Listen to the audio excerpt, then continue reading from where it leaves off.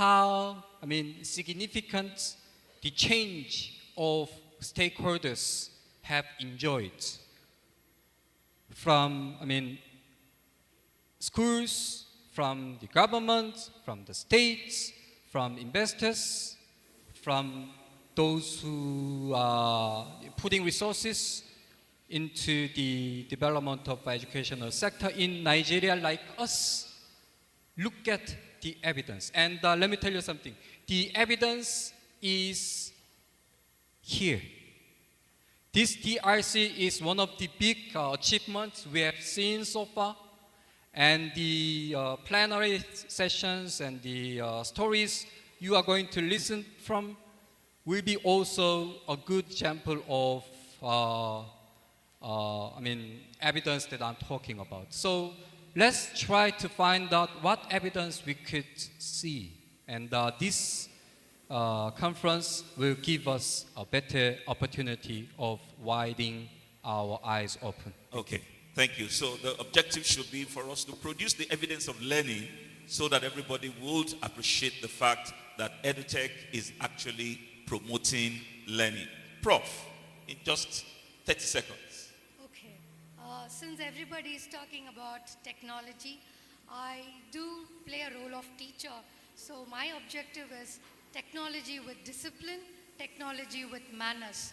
As the technology is growing, we are upskilling. Students should not miss out these basic qualities. So the objective with the growing should be with discipline and manners, where even though the technology is growing and it's showing us a lot of paths, the students or the stakeholders should not be moved to some wrong path.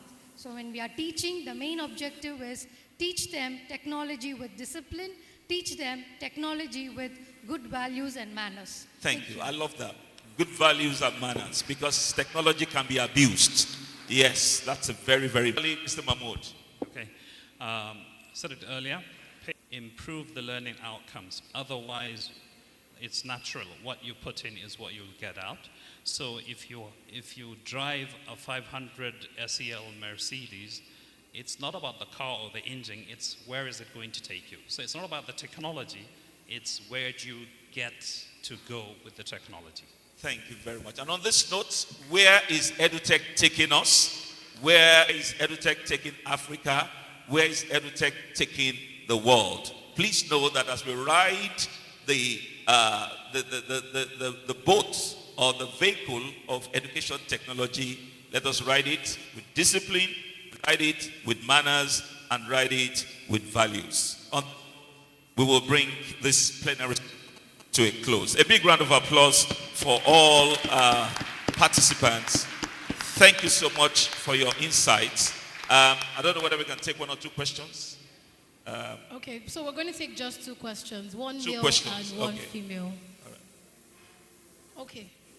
Don't worry, I'm coming to you, ma. Please, kindly come forward and ask your question. Yes. You can smile now, because you're like, if you don't pick me, this girl. Please come forward. We need an extra microphone for her, please. And then who's going to be the male, please? Okay, you raised up your hand first. Please come forward. She's going to help you.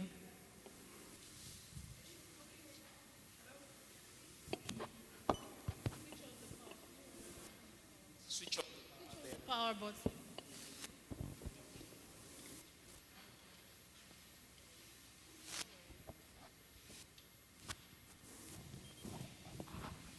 I hope it's afternoon now.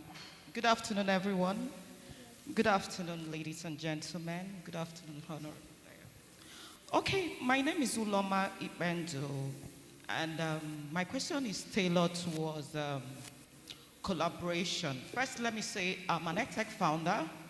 I have designed teachers learning, and in the past year, I've been wondering, what is it like to collaborate with government? I've tried to make access to see how to push these teacher development programs to the government, be able to have access to the hard-to-reach localities. But it seems like we really do not have clarity, especially for me, I don't know about others, on when you're looking for something, where is the place you go to find out that, okay, you want to be able to partner this is what you have to offer. Where do I get those assets from? It's a critical concern for me, and I would like it to be addressed. Fantastic. Thank you so much. We'll take that. We'll take the second one, and then we'll take the second question. There is a willing partner. How do they go about it? So, Yes, you can Mr. go back to Mahmoud, yours. please get ready to answer that question. Okay, good afternoon, everyone. My name is Bello Tongo, founder of Tungsten Entrepreneurship Group of Companies. My question is, generally, within the basic education and also at the tertiary education, how do you motivate educators or teachers to actually adopt the use of technology?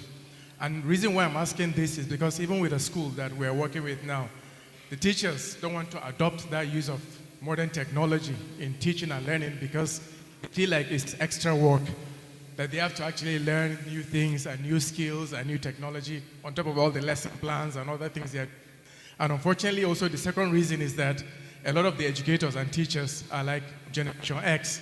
So they're like 45 years, 50 years, and for them to adopt this modern technology is like headache for them. So the main question, how do you motivate educators to actually embrace and integrate technology into their... Go to maybe Mr. Son to share thoughts. But let's start with the other. There are no Gen Z teachers. Unfortunately, there are only the teachers. So the question is, how do you encourage the older generation to adopt technology? I'll make sure anyone who is willing to answer that question, the teacher, can also explain. But let's start with the first one. There is a willing edutech partner. How do they collaborate with government? They don't know who to go to. How do they approach you? Well, firstly, you're in the training center of the Digital Resource Center of the Universal Basic Education Commission. And I did mention a lot of things we're doing, so I'm not going to repeat that. The other part is that if you go online, the Federal Ministry of Education has education.ng, and there's a lot of resources talking about what is offered by government in terms of policy, regulation, frameworks, strategy. And then you can do nidda.gov.ng again, and then the Federal Ministry of Communications, Dr. Bossung, the Honorable Minister of Tech, is really doing a lot. So I think pay attention to what the government is putting out in terms of policy. Pay attention to the news. I know a lot of people probably don't listen to the official channels like NTA, but you have to like pay attention to the official channels because there's a lot happening. The other bit is that on the part of basic education, like you mentioned, again, in order not to repeat myself, so basic education, as you can see, is really trying to do that. One of the reasons a new innovation center is being built is to answer the question. Okay. So I think the answer is very clear. Check the various government websites.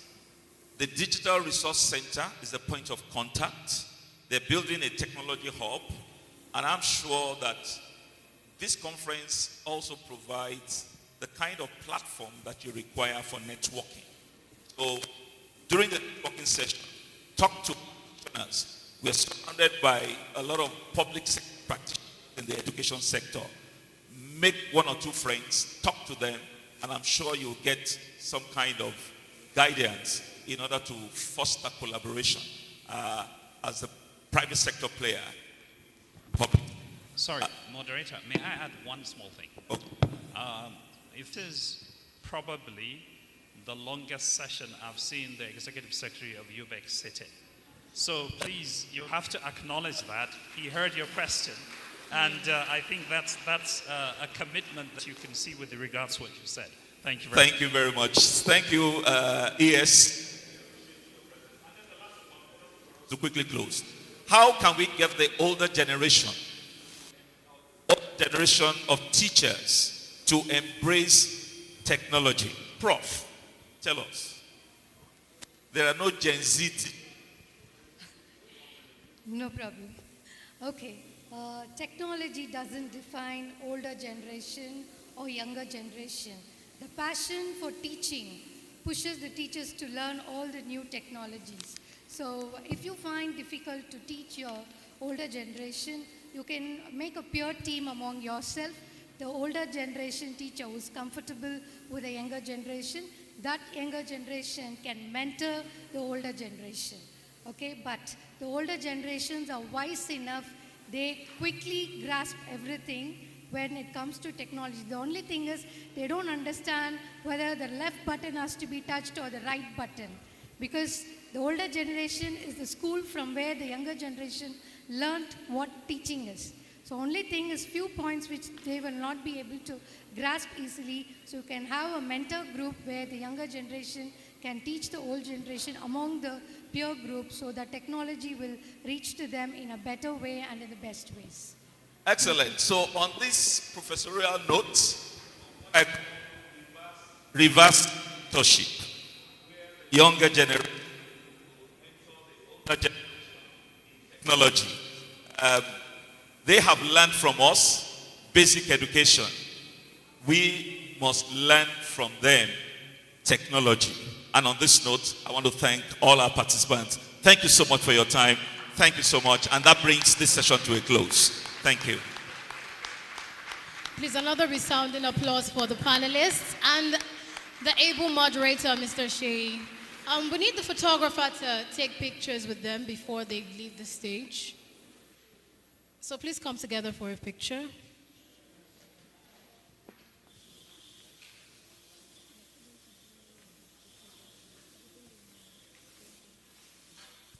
All right, they've asked that please the Executive Secretary, Universal Basic Education Commission, kindly join them for this particular picture session.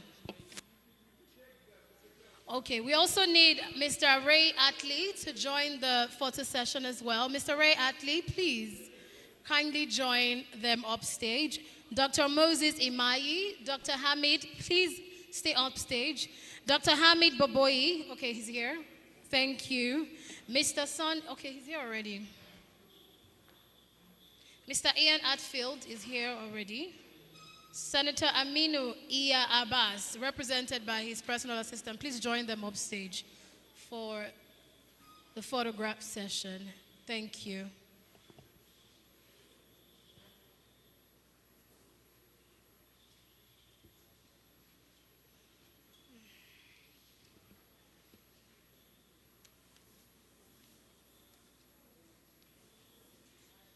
So at this time, we'd like to quickly recognize Sir Gbolahan Olayomi, the founder of WowB. Thank you for joining us.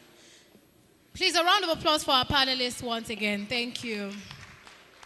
We'd also like to acknowledge the presence of Dr. Margaret Taiwo Lawani, the Acting Executive Secretary, Nigerian Educational Research and Development Council, NERDC. Thank you for joining us. So now we'd like to bring up stage for her goodwill message, the Special Assistant to Senator Aminu Iya Abbas, Senate Committee Chair on Science and Technology. She is Miss Charity Anaja. Please, a round of applause for her as she comes up stage to give her goodwill message from the Senator, Senator Aminu Iya Abbas. Please, we're not clapping well, oh. What's happening? We've had lunch. That's more like it. Thank you very much. Thank you very much, moderator. The Executive Secretary, Universal Basic Education Commission, the hosts, organizers, and partners of this event, this great event, distinguished ladies and gentlemen, it is with great delight that we are here today. My name is Charity Anaja. I'm representing Senator Aminu Iya Abbas, Senate Committee Chair on Science and Technology. He would have loved to be here, but for some reasons he had to send me to represent him. And I believe I am close to a worthy representation here.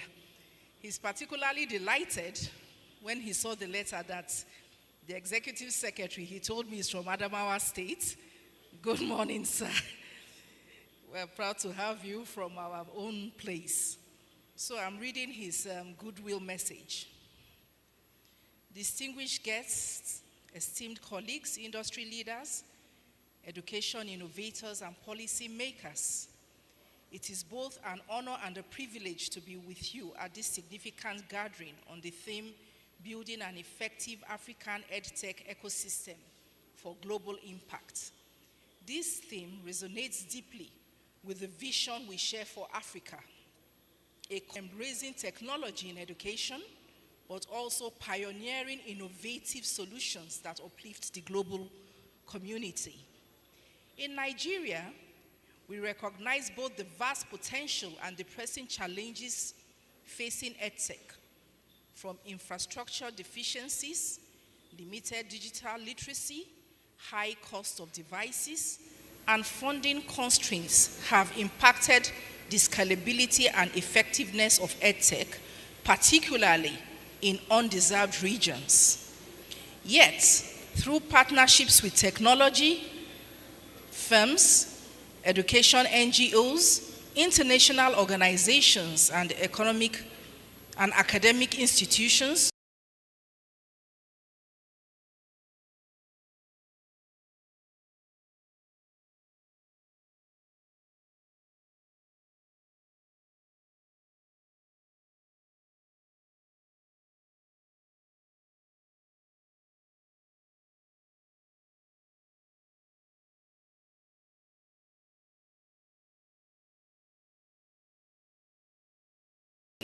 and educator to participate meaningfully in the digital future. I heard one of the speakers saying that no one should be left behind.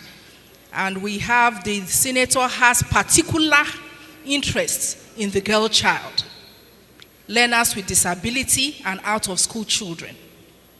So we are hoping that this innovation will be all-inclusive to bring in girls into STEM, science, technology, engineering, and mathematics. We have people, regardless of their disability status, being able to access technology in education. We hope that all these children that are out of school, given our narratives of past insurgency and natural disasters, to be back to school so that no one will be left behind. Our presence here underscores our shared commitment to positioning Nigeria and Africa as a whole as a leader in EdTech by advancing effective policies, investing in sustainable infrastructure, and nurturing local content. We are laying the groundwork for a future where African students and educators are empowered to thrive globally. Let us use this platform to forge partnerships, share insights, and strategize on how to make this vision a reality.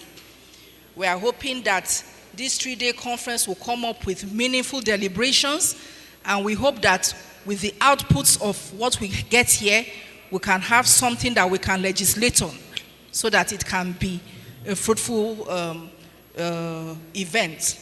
Thank you for your dedication and your resolve to shape the future of African education. Together, we can all make a lasting impact. Good afternoon.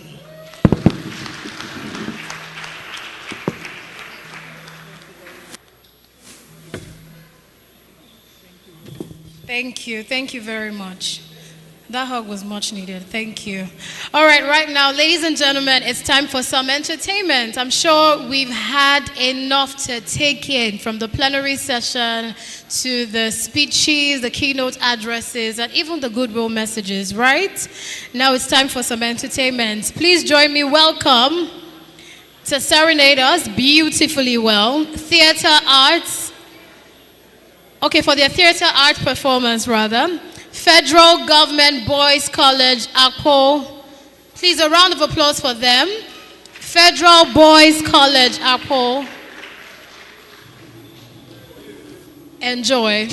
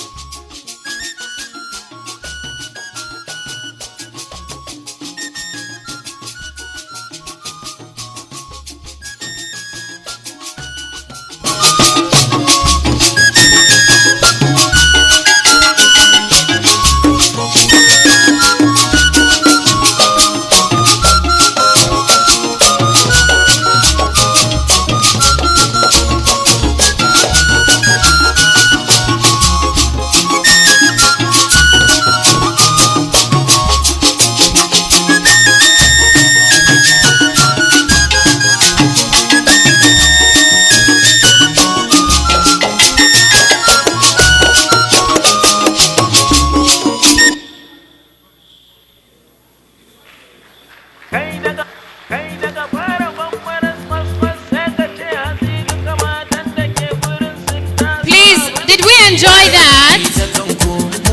There is more, there's more, there's more.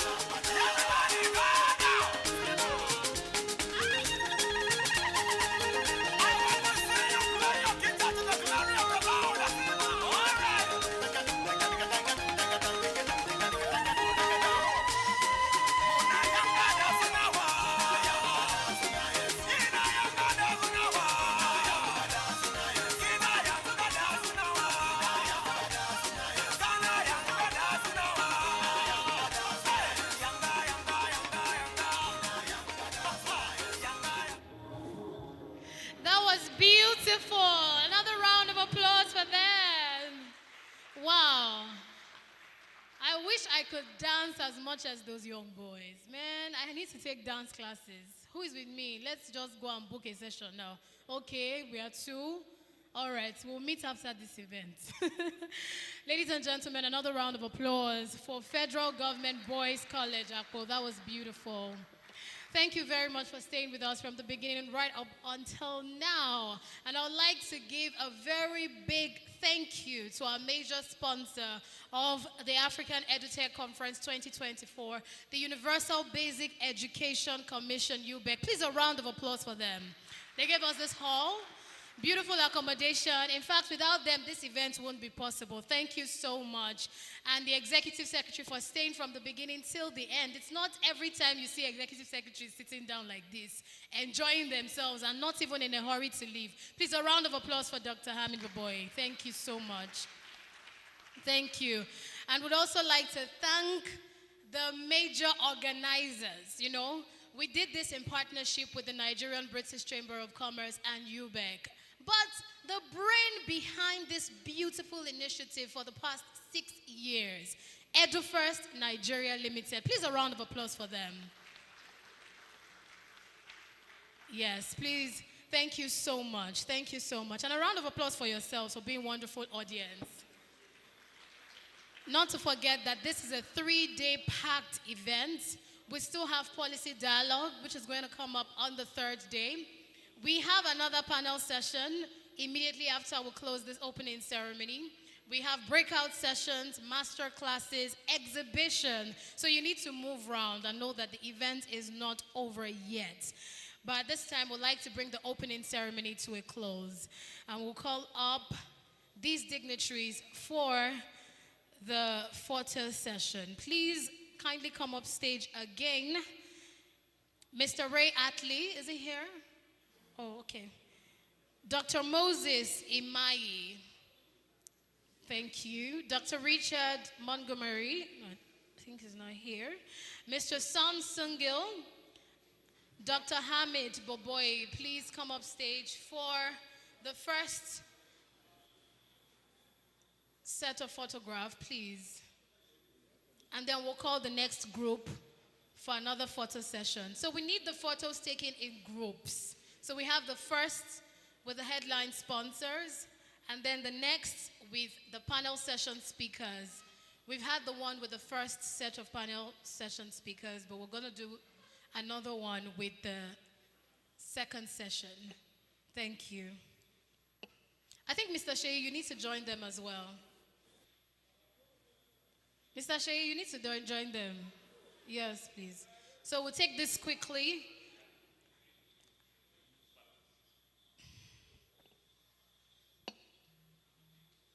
So we also need the speakers for the first panel session. All right, the first one was the plenary session. All right, it's the same. So the speakers for the Africa's EdTech ecosystem, past, present, and building the future. Please, would like you to come up stage for the second photograph with these dignitaries. Professor Olubemiro Jegede, Emeritus Professor, the Pioneer Vice Chancellor, National Open University, Nigeria. Is he here yet? Oh, he's joining us virtually. Okay. We also have Modupe Adeyinka Oni, the founder, iAfrica Cloud School Foundation. Is she here? Please come up stage. Sorry, Mr. Shi, we need them up stage so that they can take pictures with the second panelist. Yes. Yes, please. So please, we need you to take pictures with the second panelist. And then we can release you to go, I know. Yes, please. Kashifu Inua Abdullahi, Director General, NITDA. Thank you. Tokwe Dare, Founder and Techpreneur, Tokwe Dare Foundation.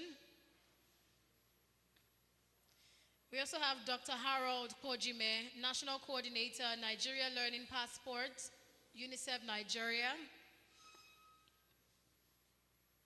Mr. Mahmoud Mohammed, please, we need you to join them, sir. Thank you.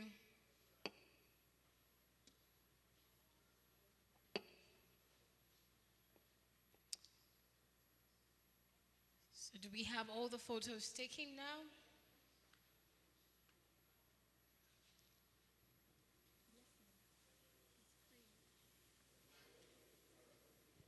Thank you very much.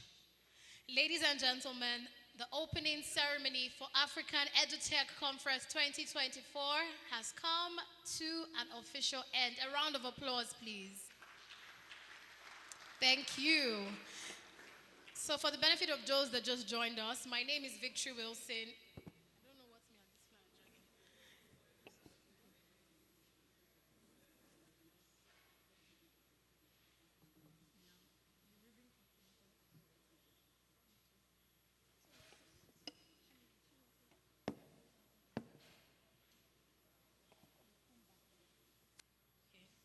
All right.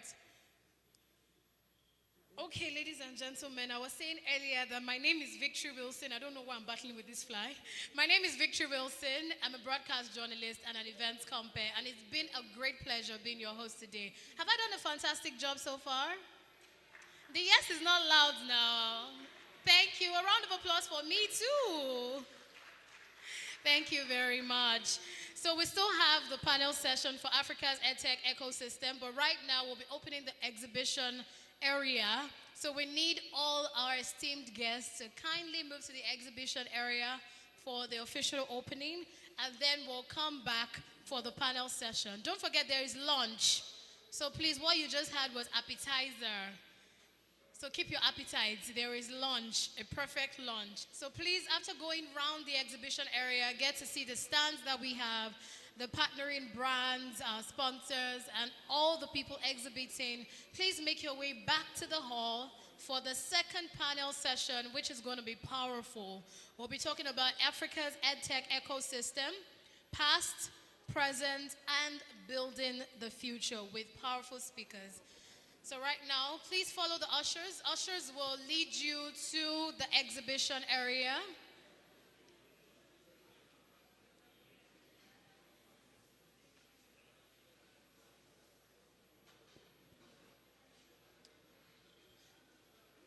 So we need all the esteemed guests going there as well. Mr. Shea.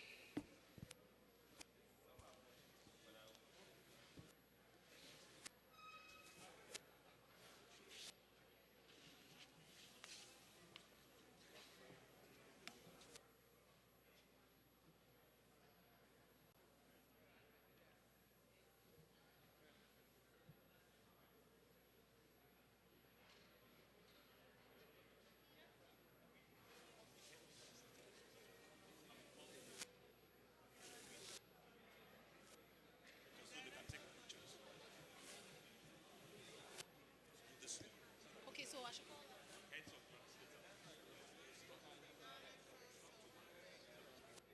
Okay, so we need the. Do you want to speak? Okay.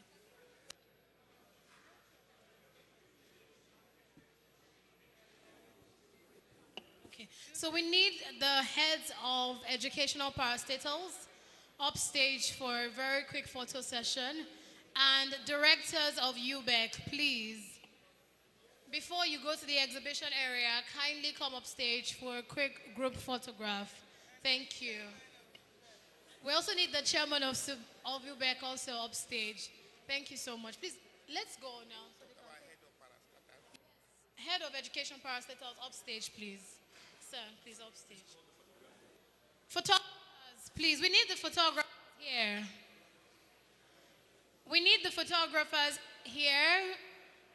Photographers, please make your way down to the stage. We need heads of educational parastatals upstage, directors of UBEC. We also have the chairman of UBEC here. So please, let's quickly take the pictures before going to the exhibition area. Thank you.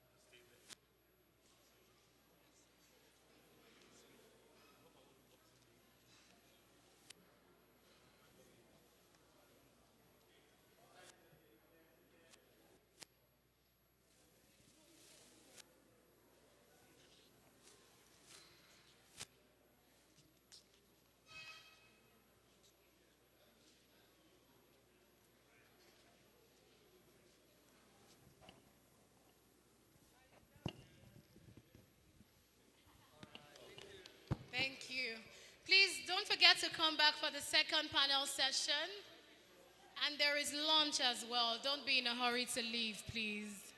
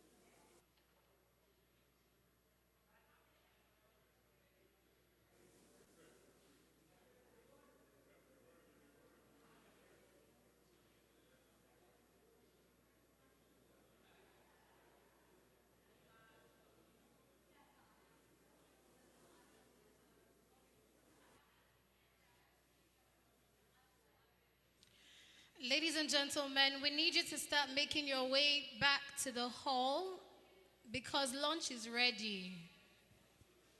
So if you want your lunch back, please come back to the hall.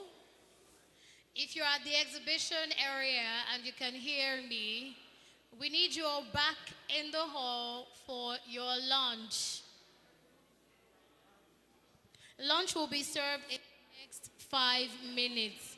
Please make your way back to the hall for lunch.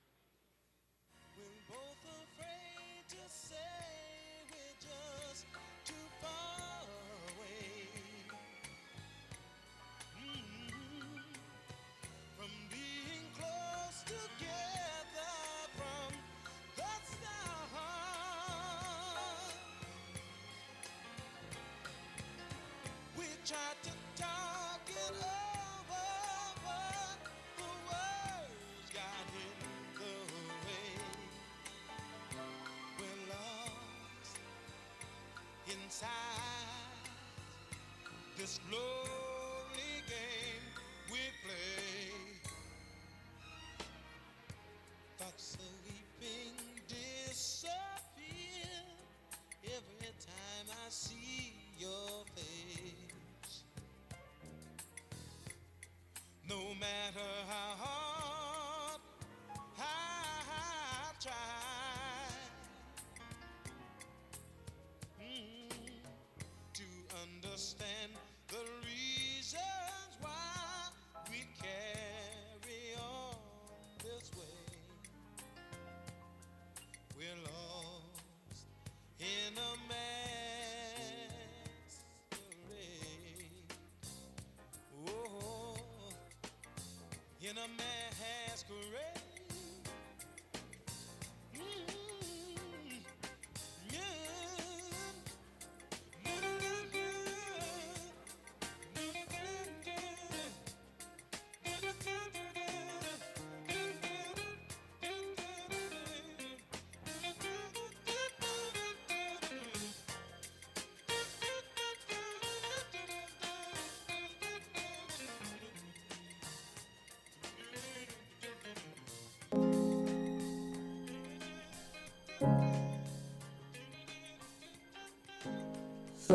Kaka doro jum donjo mwa je fifi ele doro jum ngogo kaka na je de kaka so nka po mo ton yo gba yenyen ni o ti no gbe wa nka use nya nka pe gbo po bago abo la wele e am ku gbe fuko abo ye ke ngbo nyu le ka on na la ma am le fu nko iwe ipejim na tem ku gbe ka mgbe ke kaka wele ole ka ale ni support nyam aduka ndo la pe kamwe yibla na je SY hairdresser, bagagurawa, if you key, ama use baguni, gamaguni, mka horo fa, kayam, dumlam, kayam, woman, kakalele.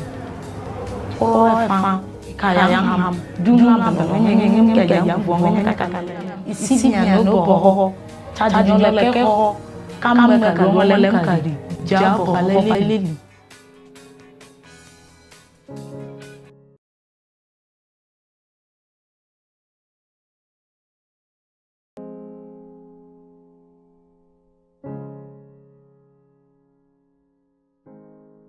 Okaka doro jum ronjo mwa je figele doro jum.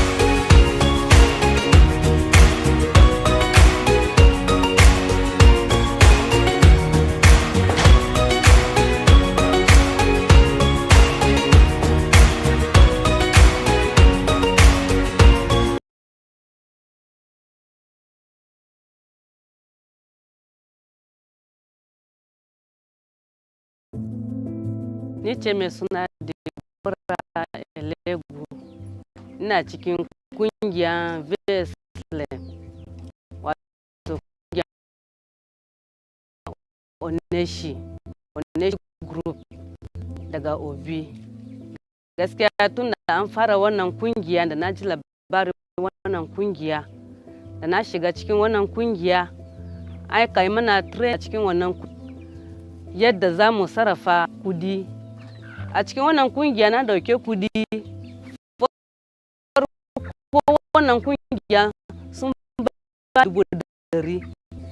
Da na dauke wannan kudi, ina jujjuya shinkafa nan da shi, dan na yin shinkafa nan daro daya ne.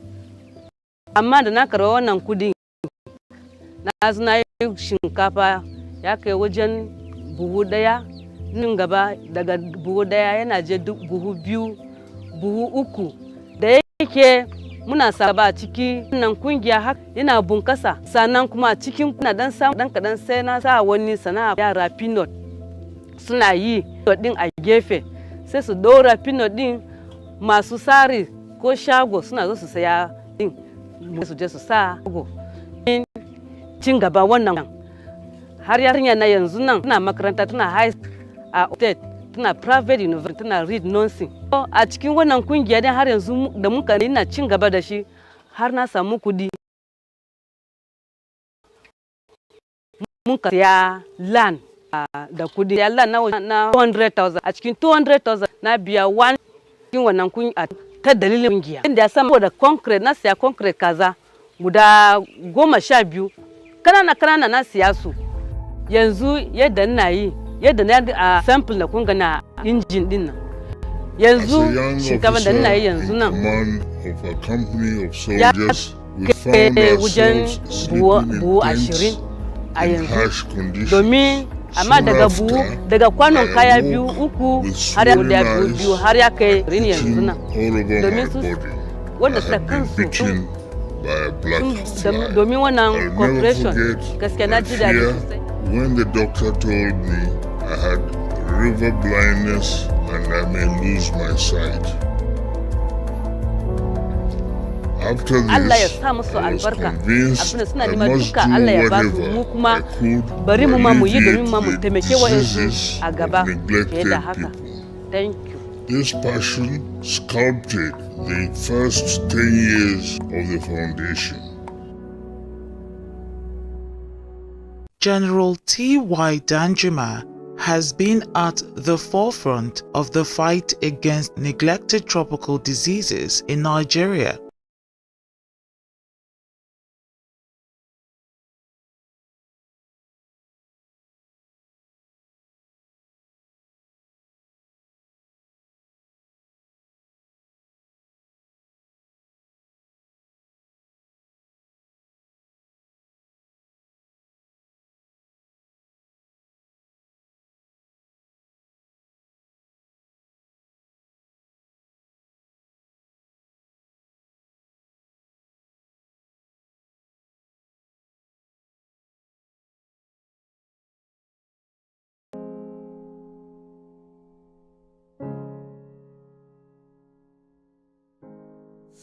Kaka doro jum ronjo mwa je figi le doro jum logogo kaka mla je de kaka so mka kpo mo tonyo gba nyenye ni oti no gbe we mka use nya mka pe gba kwa bago abo la wele e am ku gbe fuko abu ye ke nyu onwe nyu reke onwe nyola mara mle gum ko iwe ipejim na time ku gbe ka mbe ke kaka wele ole ka ale limite support nyamwe aduka ndongola be kama yejula nganyele ye sy dresser pam ka dukuro wa efinye kimiye ama use mka use gbagwini kamla gwini ye mka hokoro efa ka yang ham dumla belong ngem ka yang bufo ngene kaka lelele koro efa ka yang ham dumla belong ngem ka yang bufo ngene kaka lelele isi bien no boho charge nyole ke ho kam ka ruongo lem kari ja boho balele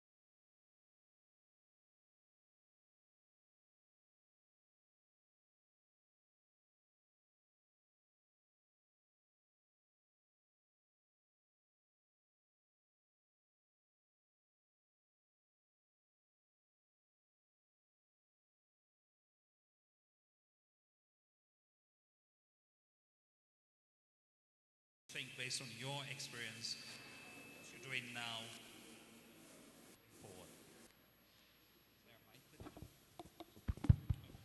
Okay, good morning, or rather good afternoon, everyone. I am Dr. Harold Kujime, the National Coordinator of the Nigeria Learning Passport.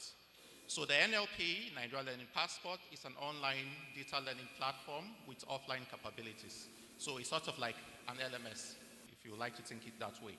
Okay? So the NLP came about due to the advent of the COVID-19. So remember during the COVID-19, everything was shut down in Nigeria, basically.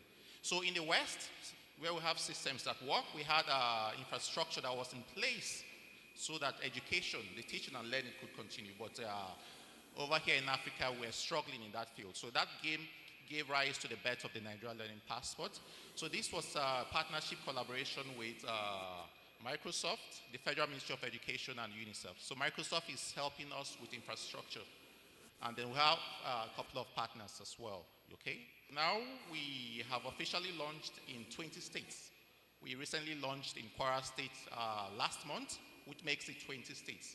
So on the platform, this is just an overview of the Nigeria Learning Passport.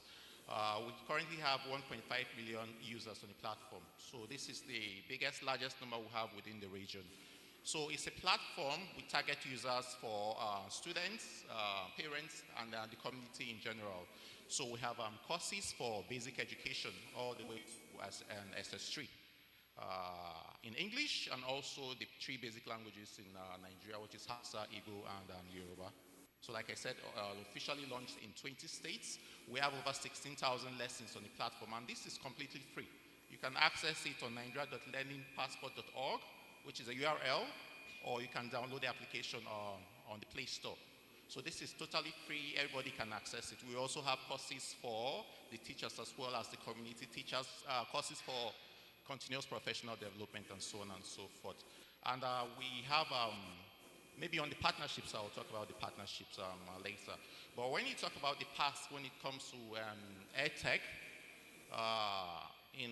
over this climb, we started from the oral traditions, then we moved to print media, then TV, and then radio stations as well.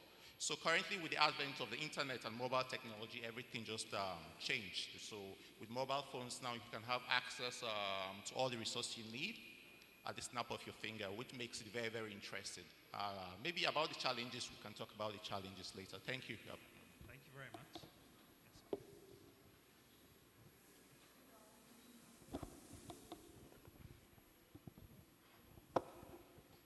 Good afternoon, everyone. My name is Modupe Adeyinkaoni. I'm a seasoned educator. I've been teaching for 41 years. I have my own school in Lagos, Nigeria, called Standard Bearers School. But after COVID, I became concerned for the challenges that were faced by the people in the low-income bracket. And since then, I have shifted my paradigm from teaching in private schools to working with NGOs who work in low-income areas, rural areas, within Lagos and across Nigeria. Currently, my foundation is called iAfrica Cloud School Foundation, and in the course of piloting what we were doing, we decided to develop an EdTech solution called EduLab 360, primarily because we realized that most of the children in the lower income schools were not reading, and this was the main cause for children dropping out of school. Rote learning is good, but at the end of the day, they have to make meaning of what they have learned. And so we went in to teach phonics in a very engaging, practical, and fun way. And we found out that what it did for the children was it allowed them to make meaning of all they have learned. And in a very short time, children who could not identify 2, 3-letter words are now reading fluently from magazines and newspapers. And it's been an amazing journey. Parents are excited. And we even have women coming to us now asking us to teach them to read because they feel that if they can read, their businesses can boom. We are in Kuchingoro IDP camp here in Abuja. We work with an orphanage in Jos that actually is home to children from all the insurgency. Many of the children came from Kaduna and Bauchi. They couldn't read, but now they send me, Auntie, we need more books. And it's exciting to know that there's a way that we can unleash learning in children remotely. However, I've done this on my own for 3 years, and I came to this conference because I'm looking to partner and to collaborate with people who, like me, are concerned about that group, the grassroots. We need to go to them because there's so many of them. They have dreams, they have ambition, but they just don't have the know-how. On the other side, we work with teachers too. We've trained over 1,000 teachers, and I'm not talking about teachers that have gone to university or to colleges of education. I'm talking about those teachers who don't have jobs but join a private school within Lagos because that is what is on offer. And I've been able to transform their thinking and helping them to see that having that mind shift into 21st century learning is the way to teach the children. And so I'm encouraged by what I see, and I'm sharing it with you. I'm having a master class. I hope some of you will join, because we really have to think about this sector as well. Yeah. Thank you very much. Thank you. Before I go to Dr. Media, do we have Professor Jegede on the line? Not yet? Okay, so, Doctor?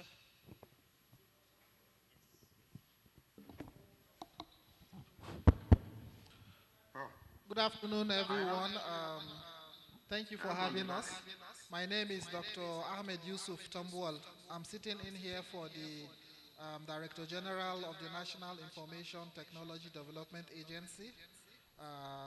So in my own personal capacity, I'm the Acting Director of the Digital Literacy and Capacity Building Department at NITDA.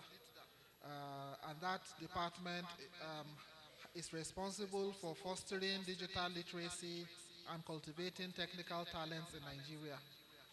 At the moment, these are our two key initiatives. We have a target of ensuring that at least 70% of Nigerian citizens are digitally literate by 2027, and actually 95% by 2030. We are also working very hard to ensure that we develop technical talents that can, be the backbone of our IT sector in Nigeria. We have a program called the 3 Million Technical Talent Initiative, and that program has been designed to ensure that we build 3 million technical talents by 2030. Thank you. Thank you very much. All right, thank you very much. Good morning. Or it's afternoon now. All right, so I represent Topodari. That's the founder of Topodari Foundation. By myself, I'm Adeleke Fashakin, so I will just speak in this capacity. I am the Product and Partnerships Manager for Value Driver Technologies. So why are we here? The journey of tech in Nigeria has, a lot of times slowed because of the cost of technology.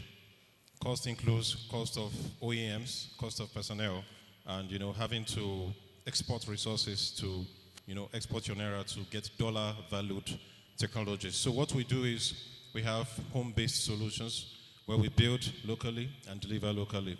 And we've had testimony across major neobanks in Nigeria, and recently we began to play in education. And how did that happen? We see the learning and development departments of many of these banks asking us for solutions that can help their education. And we built an LMS to that effect. And what was an LMS?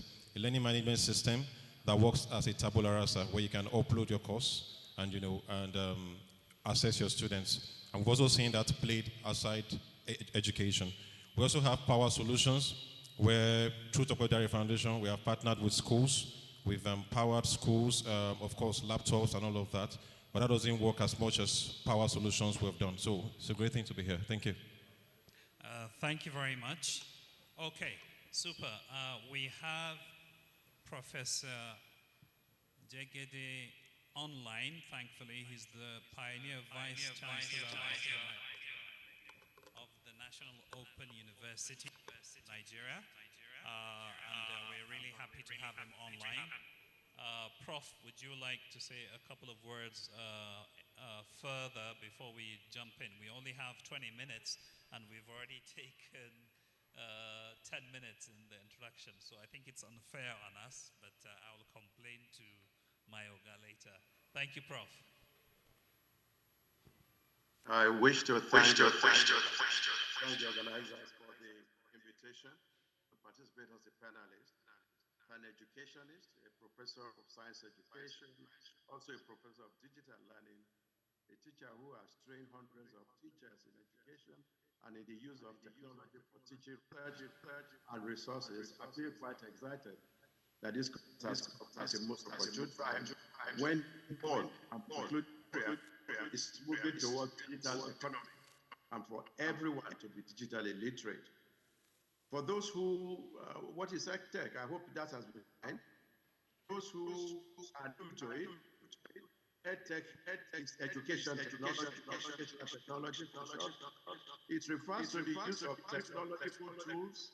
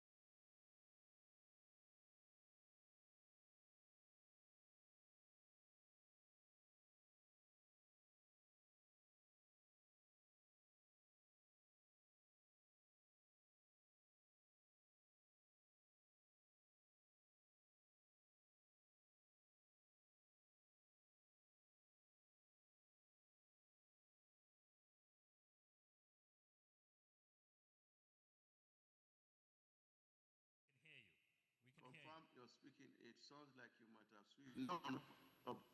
I'm speaking in English. Okay.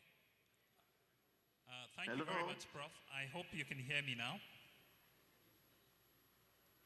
Hello. Can you hear me, Prof? I was speaking in English. I have been speaking in English. Can anybody hear me? Yes, we can. We all can. Oh my God. Okay. Sorry about that. Sorry. Okay. We need to move on because of the time. I will limit the responses as much as possible to. I guess the technology over is stable.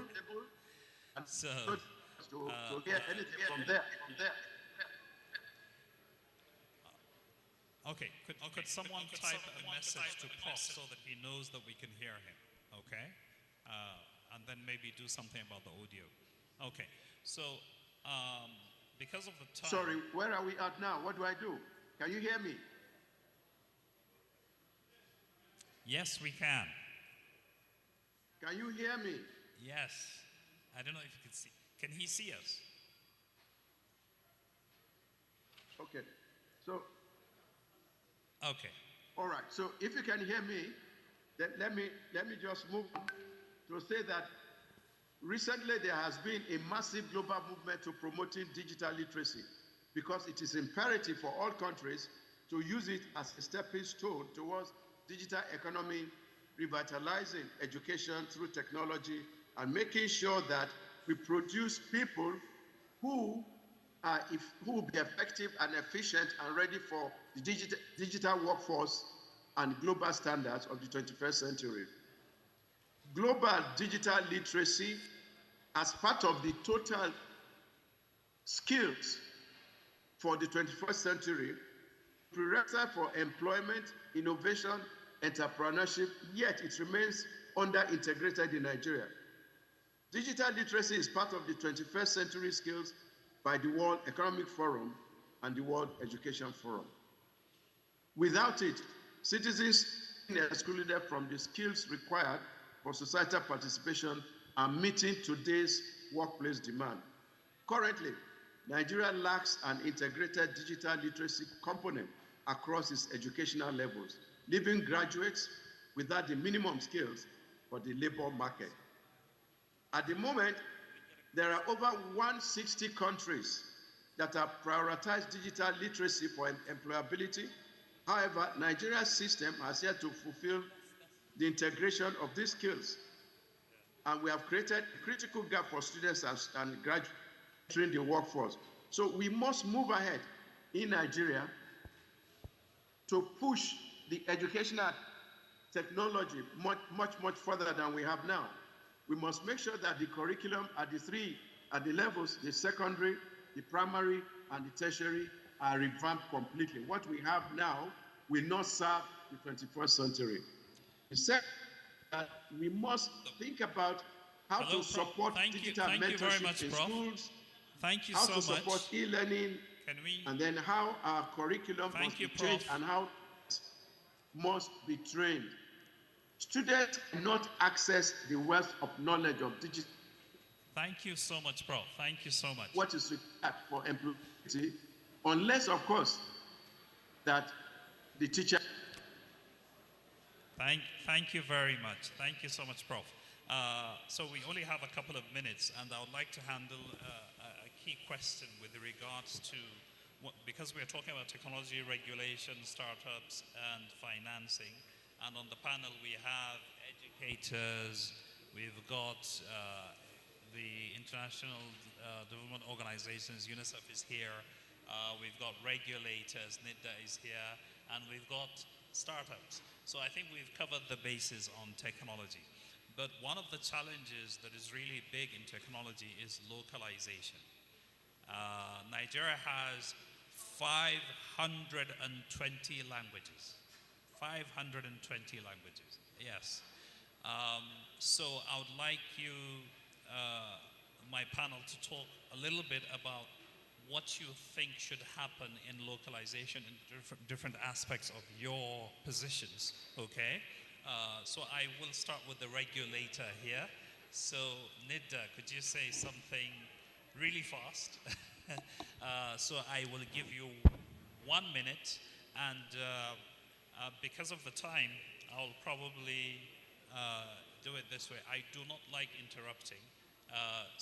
But I will still interrupt you. I think I'm like the dictator here. So what I'll do is I'll probably, instead of stopping you directly, so I will blame the tech for that instead. Please go ahead. Thank you. Yeah, so the issue of localization is very important. We at NITDA, we have long recognized this in all the activities that we do. So first of all, we have local content strategy, where we first of all ensure that we give priority to our local content providers. Whether it be hardware, whether it be content, we try to give priority to local content to ensure that at least they have a little advantage in terms of accessing, government services, government contracts, and things like that. So when you look at learning, you shouldn't be restricted from learning because you don't understand a certain language. So of course in Nigeria, English is the most popular used language because obviously we were colonized by the British. But when it comes to learning how to use digital technologies, language should never be a barrier. So we partner with a lot of local companies to ensure that whenever we have content that needs to be delivered, it is translated into local languages. So I think that is a very important aspect. And there's also the, the issue of using symbols. So this is, symbol is a universal language. It doesn't matter what language you speak. If you are familiar with technology, wherever you see the symbol for turning off a device, it's easily recognizable. So whatever we are giving out there, we try to encourage, use of symbols and also translation of content into local languages. Thank you so much. I would love to hear from the teachers.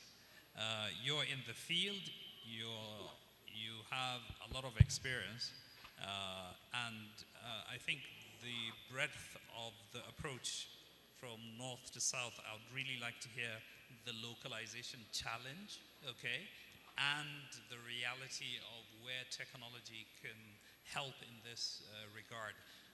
We are moving into AI and there's a lot of hype, but what can we do to get value from that?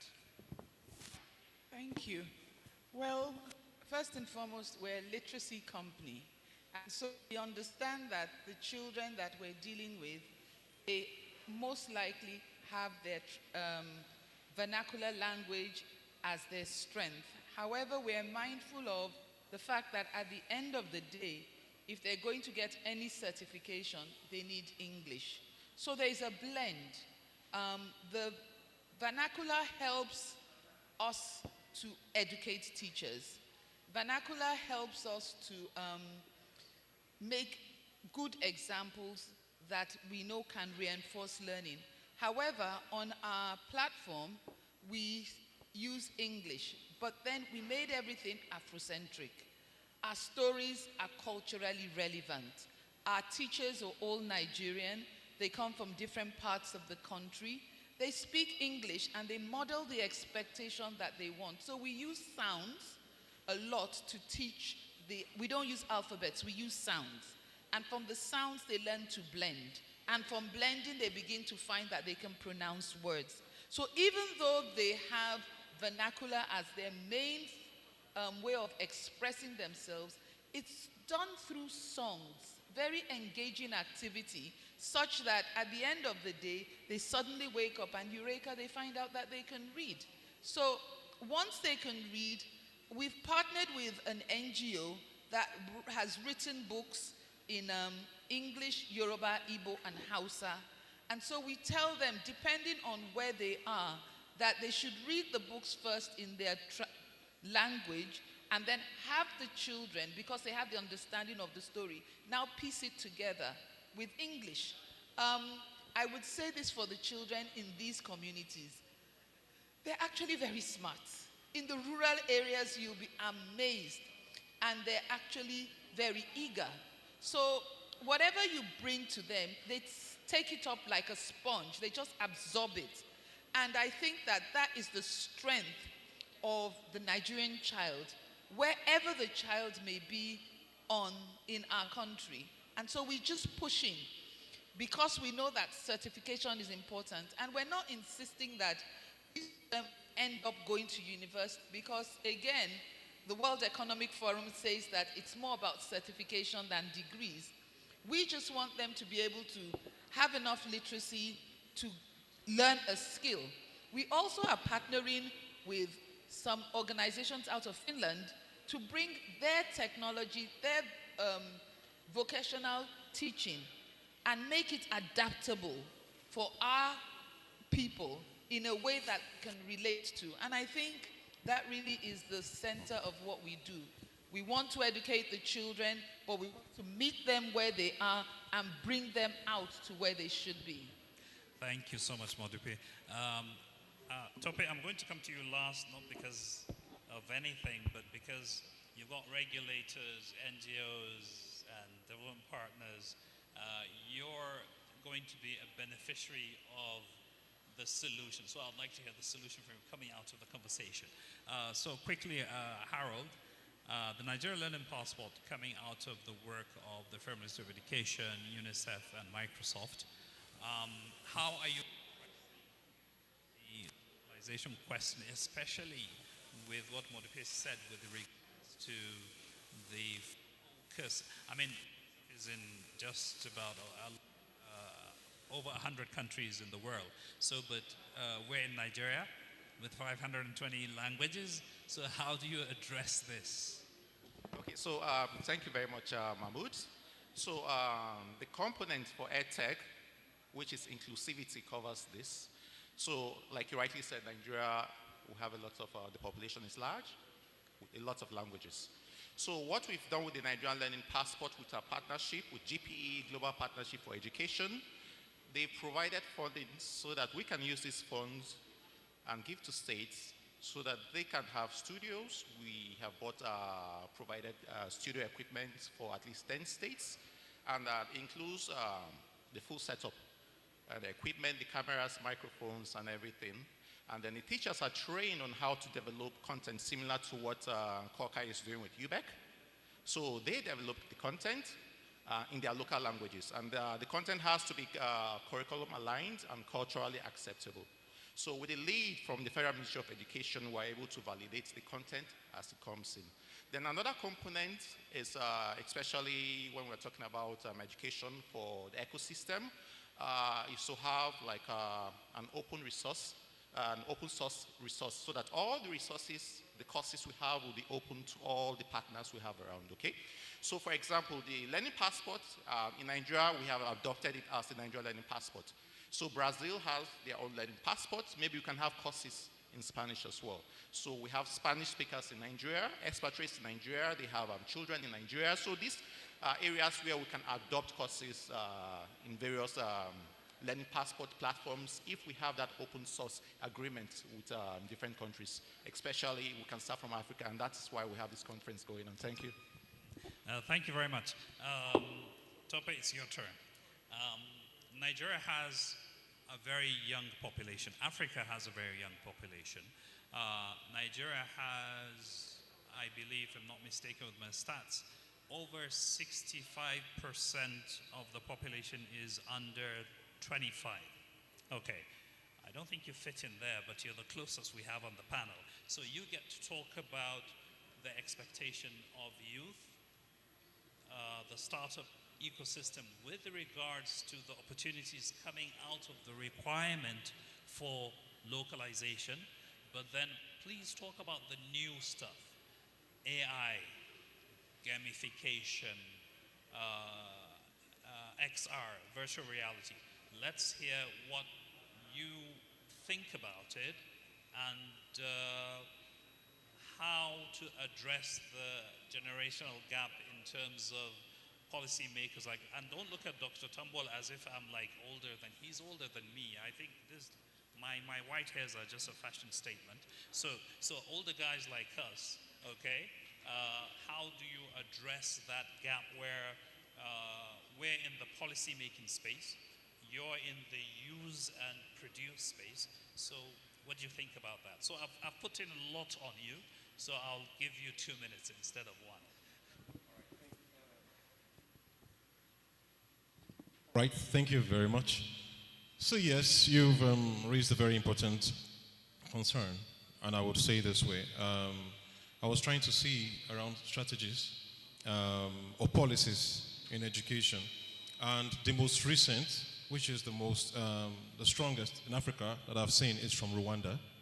So they have a 14-point AI policy that they were releasing, and top of it is how to train educators and students all over again in adopting AI technology. But before we move into all of that, I realized when we're talking technology in education, we are always largely talking about digitization. Now there's digitization, there's digitalization, and there's digital transformation. So when you have teachers using technology to teach, that's digitization.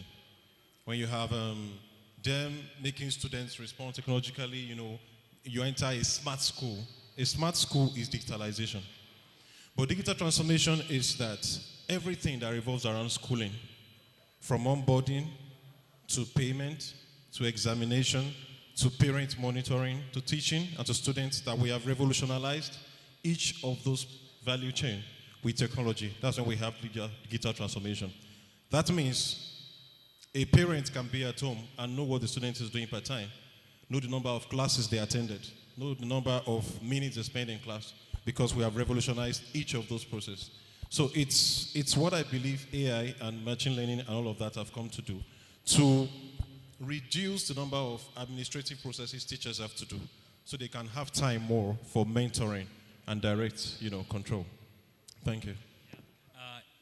So just to add to that, I would remind you regarding the part where how do you address that challenge, where in the earlier panel there's a talk about teachers not wanting to learn. You've actually offered one part where you've said that reduce the time so that they can participate.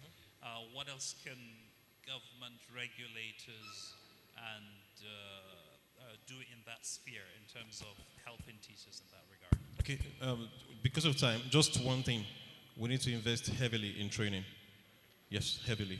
So if we have forums like this, a 1-week training for teachers and then education users, that is straight hands-on training, I think that works. Okay. Thank you. So to round up, are we going to have questions? Do we have time for questions? 2, 3 questions for the panel?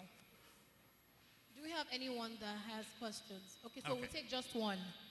One. All right, please come forward and ask your question. Thank you.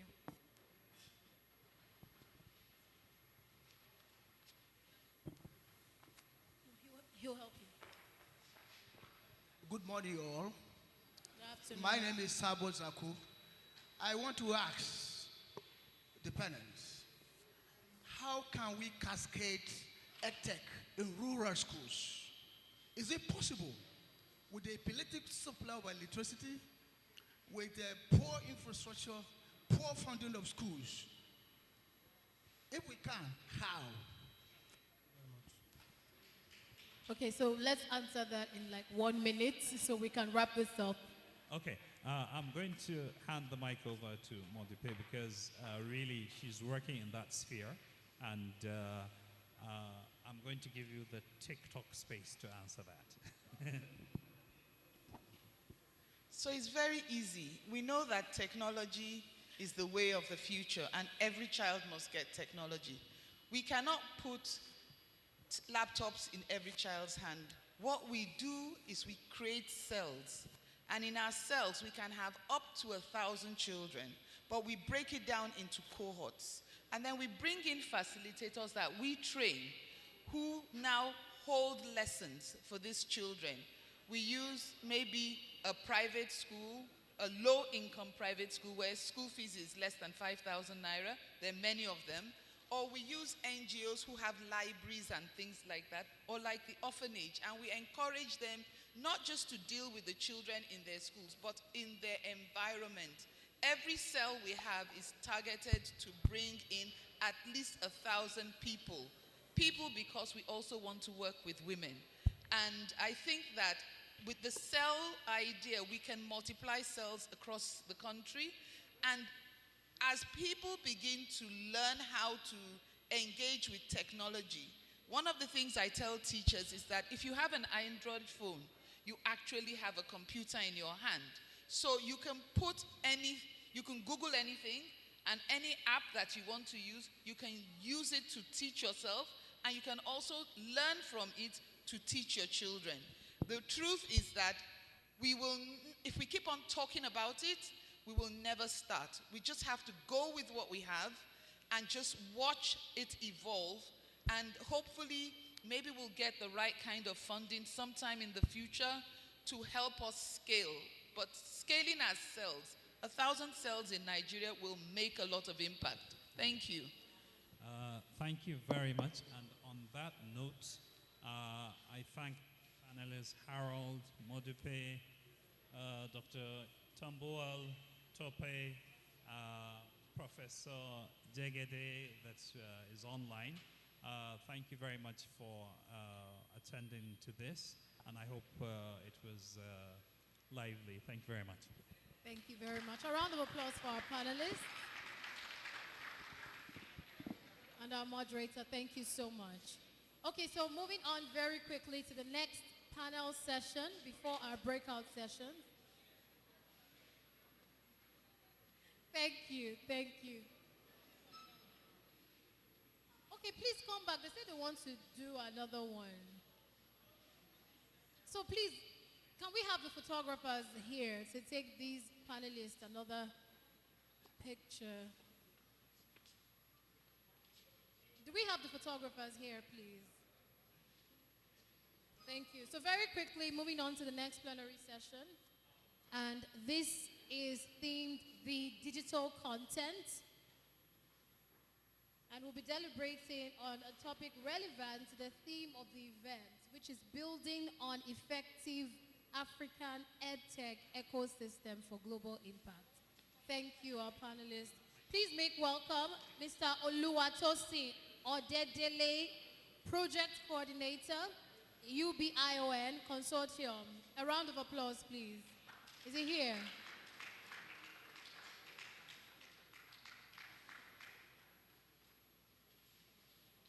Okay, we also have on this session Idris Oladipo, Content Development Unit, Universal Basic Education Commission. Al-Hazan M. Mustafa, Teacher, UBEC, Smart School, Karshi, FCT. A round of applause. We also have Leo Augustine. I need to change my microphone. Okay. Hello.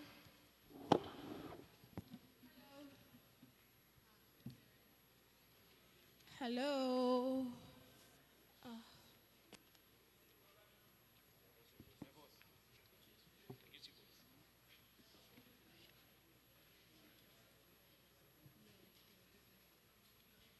So we also have Leo Augustine Ayo, Teacher, UBEC Smart School, Cross River.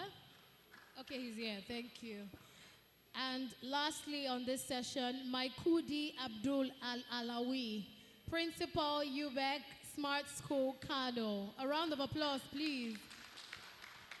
So this is our last plenary session for today. Immediately after this, the master classes and breakout sessions will start. So please don't leave.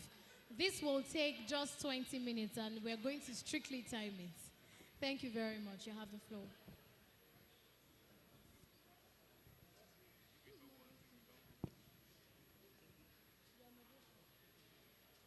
So can we have a representative of Koika as well?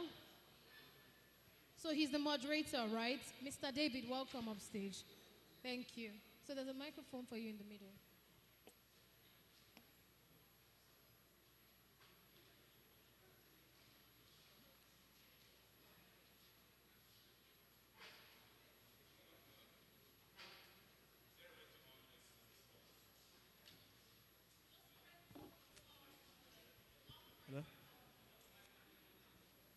Hello, hello. Okay. All right, thank you very much. So, when your name is David, you're usually always forgotten. It's like that, even in the Bible. Anyway. All right, so let me start. We don't have much time, but let me start with welcoming my panelists and also apologizing. It looks like this is not gender sensitive. It's all men. So my apologies to the ladies. But we are here to talk about how to share the experiences that we've had working on this project, especially in the smart schools. As been introduced, here we have the teachers of the smart schools from Cross River, from FCT, and we have Kanu, as well as our policy advisor from UBEG, and then we have a private sector from UBION here. So well, let's begin quickly. Let's just have them share their experiences working in the smart school. So probably I'll start with our panelists at my far left to share your experience as a teacher. What's your classroom experience as a teacher using EduTech to teach your students? What kind of experiences can you share? As someone who have probably taught before without EduTech equipment and now using EduTech equipment, what experiences can you share? Okay, well, it's like all the other conventional schools, you know, coming into the EduTech sphere was something new for us. It was difficult at first, but when we came with, you know, the training we had, courtesy of Quaker and the UBEC DRC here, we were trained on how to, you know, integrate into the IT world. And developing some of these contents, we transferred it to the classroom. We noticed that the students were more attracted to this audiovisual content materials, unlike the one you just come into the class, you know, introduce the subject and just tell them to, you know, start copying notes. When you play some of these content videos or the storyboards for them to see, they are glued. They are, you know, you see them looking at the television trying to make out those pictures. You get their attention more than the usual, normal, conventional way of education. So I think the changes are more visible than it was in my former way of teaching. So do you feel that the learning outcome of your students are much better because you're using EduTech than just using normal classroom conventional teaching? Yes, yes, definitely. The changes, it's glaring. You see it. In fact, when you go to the classes, when you introduce the subject, you know, there's this brain breakout, like brain teaser that we normally display for them to see. Icebreakers, I call it icebreaker. When you come into the class, you know, you start, either you display a very catchy picture or maybe a video content that was developed to, you know, stimulate them towards what you are going to teach in the class.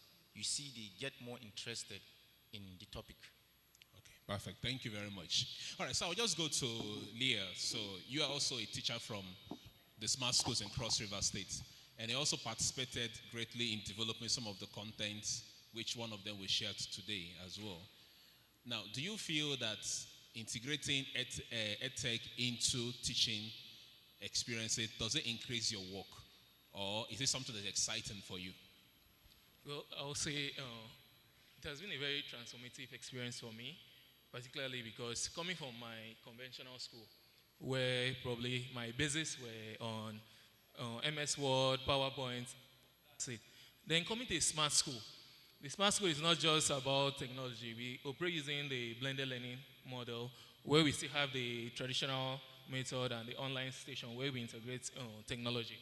So it has been a very great experience for me, coupled with the capacity building, which we gotten through the collaboration of the Universal Basic Education Commission and COICA particularly. Like I would say, from my background where I had, like I earlier said, just basics on internet, on computer operations. But sitting right now, I could probably say or give any content developer here a run for his money. I was privileged to have gone to Korea for the invitational training for guiding teachers in the smart school. where we were well trained. Coming back down to Nigeria, UBEG has had lots of training for teachers there, which has really built our capacity. And if you see our learning now, right now we are the age where our learners, they call them the Generation Alpha. They have grown with, they have grown with the tablets, phones, and the internet. And this set of learners are learners who are really particular on visual learning. They learn more by what they see, the videos, and also that interactive experiences.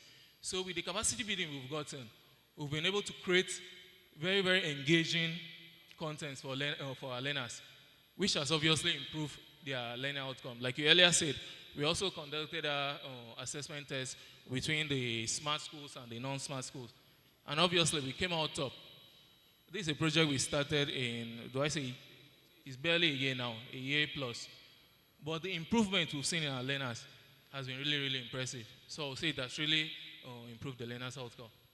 Great. So speaking of assessment, let me move over to Mekudi, who is a principal from the Smart School Kano. Your school is one of the schools that actually started first. And during the course of your section, you also conducted a comparison test between your school and two other schools, both the primary and junior secondary.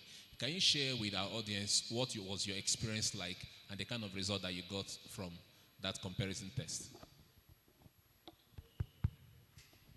Thank you very much for these questions. Initially, when we were conducting our assessment, we normally do them manually. But with the introductions of this smart education, now we embark into dual assessment. That is the traditional and then the CVT examination. But when we are directed to conduct a comparative assessment between the smart school and then the conventional neighboring school, one in the rural area and then two at the urban area, which include the primary sections and then the junior secondary school. The first assessment we conducted, there was drastic improvements in terms of the performances of the smart school pupils and students. By the second time we conducted the assessment, that was July this year. The first one we conducted was around last year. So we try to compare between the performances of the first assessment and then the second assessment. There was also an improvement in terms of the smart school learners.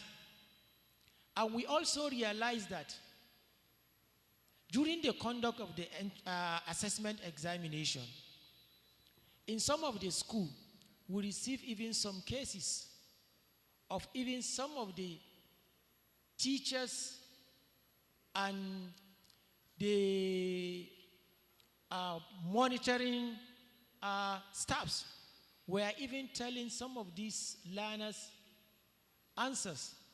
Well, in the smart school, there was no cases like that. Why?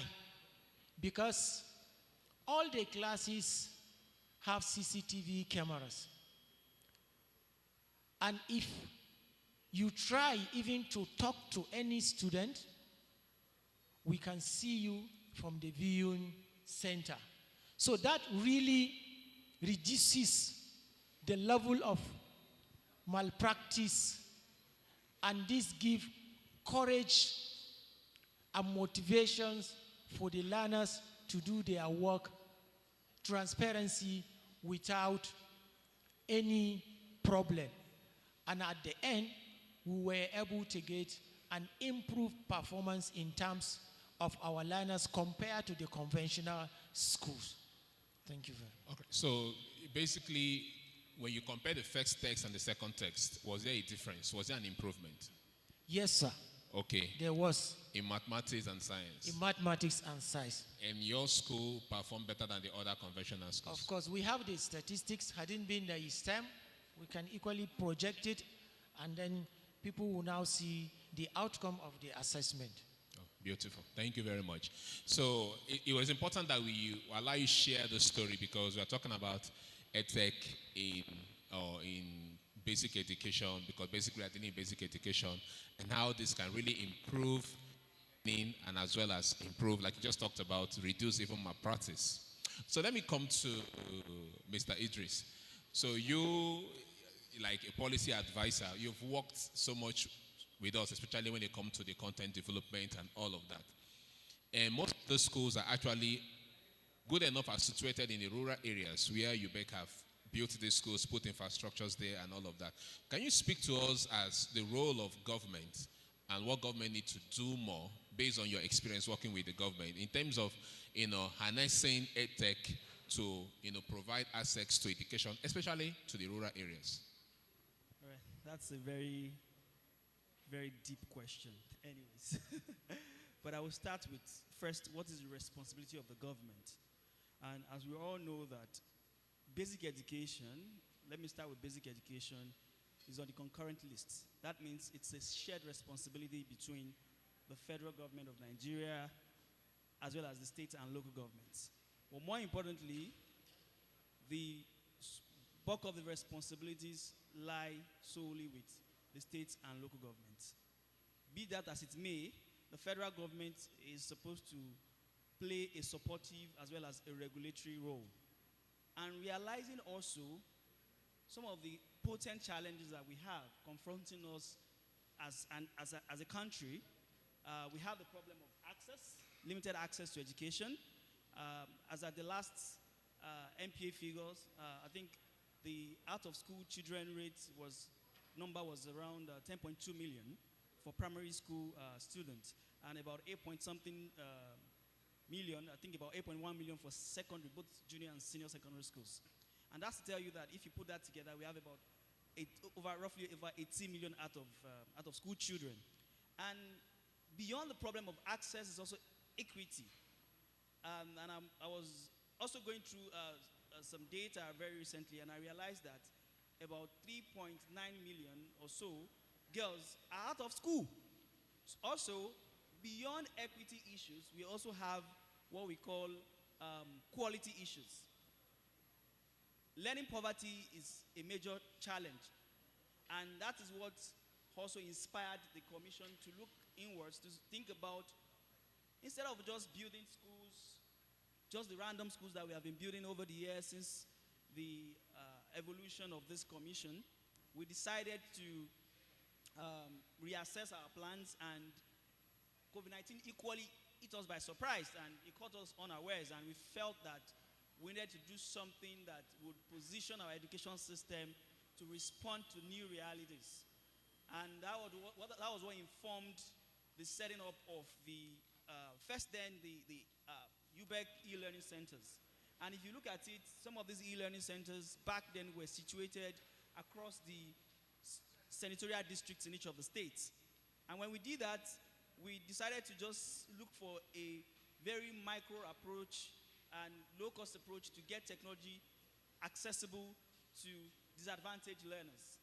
That being said, also, when we also saw that we needed to make education equally accessible to a wide range of learners and improve the way teaching and learning should be done, so that we can raise a generation that will be able to function anywhere in the world. That gave birth to also the smart schools. And when we started the smart schools, there are a lot of challenges, because UBEC is not in the business of hiring teachers or in the business of even going about to just build schools. Most of the schools that UBEC singularly built through direct intervention are largely intervention projects that are modeled initiatives such that states can adopt and replicate as a form of prescribed standard. So when we start this smart education program, we realized we need to start from an approach that will allow us to build from the scratch, because we're doing something new. There were very, very scanty policies in place, and what we did was to gather experts. We formed a very integrative committee that included other agencies and development partners, and thanks to our partners, the Korean International Cooperation Agency, who also collaborated with us. And what we did was to not just only build those schools and put those technologies, but designed a whole framework of programs, which teacher development was a critical or a cornerstone in it. Because we do not hire teachers, and we had to speak to the states to try as much as possible to give us some of their best hands, and we subjected them to an assessment process that was coordinated by JAM. So when we did that, we brought them in, and I can assure you that most of the teachers that are in the system have been trained not less than 10 times, coming either here to the Digital Resource Center or through an invitation program. So we did this such that children, most of these schools are also located, some in the urban, some in the rural areas, so that children in those schools can have a taste of what it is 21st century learning experience. So are you basically saying that it has to be to the rural areas? Yes. Okay. There is a vision to reach the rural areas. And if you look at our approach is such that it is very scalable. Scalable in the sense that in as much as we are putting in very heavy infrastructure in these schools, we are also looking at a more simplistic approach. There's what we call zero rating access to learning. And this is the approach we are moving to. For example, in as much as we have the web-based LMS, we equally have something that we devise, which is more like a classroom-based LMS that is completely offline. So that the issue of data access and all of that will not be a challenge. We have equally also provided a satellite-based internet service to each of the schools. We have equally also provided, each smart school has access to 600 tablets, 250 units for primary, 350 units for secondary. Right. And there are also other infrastructure in place to ensure that children, for example, look at Ekiti. Ekiti is located in, I've forgotten the specific name of that place, very close to Afe Babalabo. It's in the remotest part of Ekiti. I have been there 3 times, and I can assure you that the communities there, maybe if UBEC had not built that school, wouldn't have a taste of what it is smart education. And this is one of our success stories. The same thing with Kano. I've been to Kano, and I know where Kano is. It's in the remotest part of Kano as well. And children from that area are the ones that attend this school. I know how much I pay to get my child to a school that does not even have 10% of what is available in the smart school. All right. And this is the narrative that UBEC is changing. Thank you. Great. So the main takeaway here is that when UBEC took a conscious effort to locate these schools in rural areas so that they can also get access to these digital skills. Okay, beautiful. So I'll just come to you as someone who also works in the private sector and also been very, very much involved in the development of this content that we're using in the schools. Somebody asked, okay, I just made a statement earlier on when I was presenting. Most of the solutions that are being developed, you find them mostly in private schools. You don't find them in government schools. So can you speak to how solution providers can see an opportunity to work to deploy their solutions to public schools and also to rural areas, maybe using a mix of collaboration techniques or whatever it is, and not just to always target the private sector. But I know you're from the private sector. Maybe you can speak Sorry to that. to break you, please, and gentlemen, there's no lady on the panel. Please, we need to wrap up. Thank you so much. Yes. Okay, so let's just get his comment. Yes, then. please. All right, thank you. Okay, so when you look at the smart education system as a whole, there are a lot of opportunities that the private sector can actually plug into. Okay, we look at places like capacity building. We look at opportunities such as equipment, things like internet access. So, for example, if you look at the smart schools now, one of the success stories of the smart schools is the availability of the content development studio, state of the art. one of the best you can find around the world. And these are some of the things that the government may not necessarily be able to budget and provide for these smart schools. And private organizations can actually plug into those opportunities and begin to provide those services to the smart schools. So it's not just limited to digital content creation, which is, I think, where a lot of private organizations or private sector pay attention to. Create digital content, provide digital content, but there are several other opportunities that if they actually look at that entire spectrum of the smart education system, they can plug into it and then help develop the smart education system in Nigeria as a whole. All right, thank you very much. Okay, so are we allowed to take questions from the audience? All right, so let's take a question from the audience. Come forward, ma'am.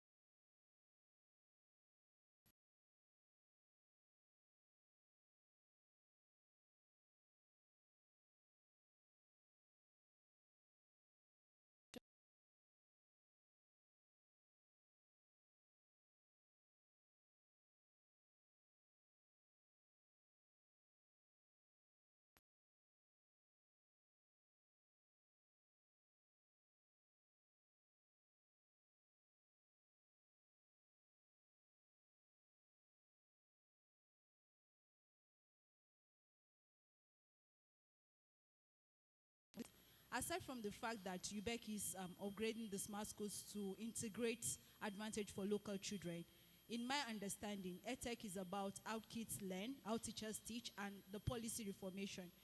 What effort is UBEC taking to, you said you build models for states to impact. Is there a yardstick for sustainability or expansion of whatever model you take to them? Because people have said those in the urban system has advantage, and those in the rural area, you can't talk about EdTech without electricity network and all that. What policy advantage are you looking into to make this integration seamless and the rural kids not to wait for forever before they get to access what they need for the future they deserve?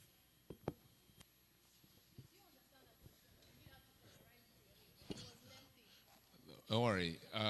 Idris understand the question perfectly because and the second one is what? And the other question, don't worry, we understand. Okay. The first question is directed to the principal who actually conducted that text. And then I think linked to that is Thank you very much for that question. We're supposed to have more time. Yes. What would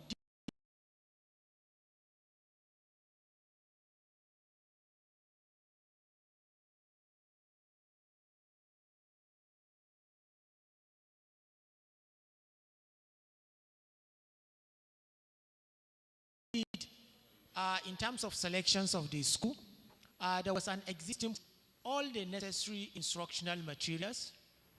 The teachers were also trained adequately, and in most of the states, these teachers were given even allowance apart from their receiving. So with this, it is expected that the performances of this school should be higher compared to the remaining other schools that are not model. Now, it was based on that we now selected those schools, and then we combined them with our smart school in order to conduct the assessment. All right, thank you. Idris. All right, thank you very much. I'd like to summarize your question into two areas. The first one is sustainability. The second one is how are we going to bridge the digital divide gap so that we can widen access and as well as promote equity. So the first one is, in terms of sustainability, UBEC ordinarily, immediately it's finished building and equipping the schools, should have just backed out, right? But as I speak today, amidst the audience right now, we have vice principals from selected smart schools who are here for another training. Just last week, we trained a batch of teachers selected from the smart schools on augmented and virtual reality. Beyond training that we do consistently to ensure that we build their capacity to sustain quality, we are also doing strong advocacy and mobilization to the critical actors across the states. One living and model example is Enugu State.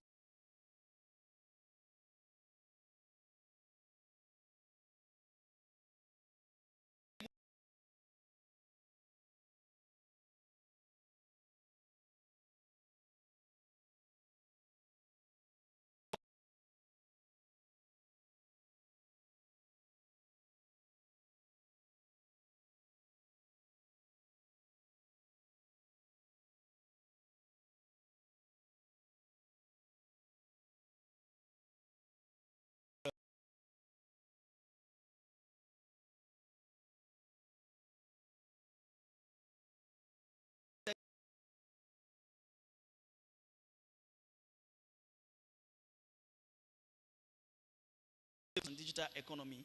The minister just signed a deal to lay fiber that will reach the nooks and crannies of Nigeria. Especially, it's a 900,000 kilometer worth of fibers that will be laid across the country to achieve the national broadband agenda of the country. So it's not something that UBEC can do all alone, but we are working closely with the key actors who are the who have the primary responsibility of driving basic education. Okay. And keep monitoring, quality assuring, and providing technical support as we could to ensure that those schools, sustain the quality we expect them to sustain. Thank you. Beautiful. So the takeaway here basically is that the model that was deployed by UBEC for the Smart School Education Project is something that is scalable, and most states already started doing that. And most stakeholders was brought in. Why Koika is the major stakeholder or partner that people know, there are other stakeholders that have worked on the ground to get all this done. So I want to thank my panelists. Unfortunately, we didn't have the time that we needed because time is fast spent. But thank you so much for coming and for sharing your experience. And I also hope that one or two experiences they've shared, have inspired you. And probably if you want to learn more or know more what they're doing, you can always reach out to them individually. So thank you very much for coming. Thank you very much. Please, a round of applause. A beautiful round of applause for our panelists. Thank you. Please wait for a photograph quickly. Thank you. So now we've come to the end of the plenary sessions for today. It's now time for the master classes. We have different master classes taking place at different locations. And you know that this is at least what we can call the crux of the event. So please, if you've registered, you've paid for the master class, you should not miss it. All right, please, if you have your brochure with you, turn to page 13. On page 13, below, underneath the page, you would see the breakout sessions, their topics, and on page 14, just right above, you'd also see more topics and the venue. Please read through carefully and choose the one you want to attend.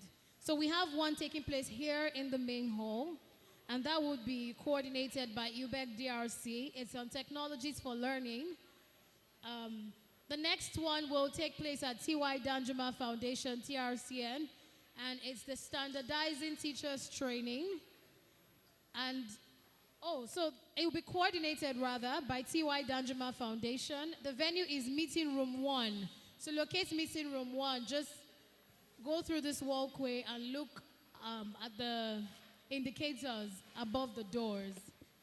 Then the next one is Bridging the Educational Divide from Conversations to Impact. If that interests you, find your way to the Blue Room. That will be coordinated by iAfrica Cloud School Foundation. And the last masterclass is From Chalkboard to Board Zone, a deep dive into the essentials of the digitized 21st century classroom. That's taking place at Meeting Room 2.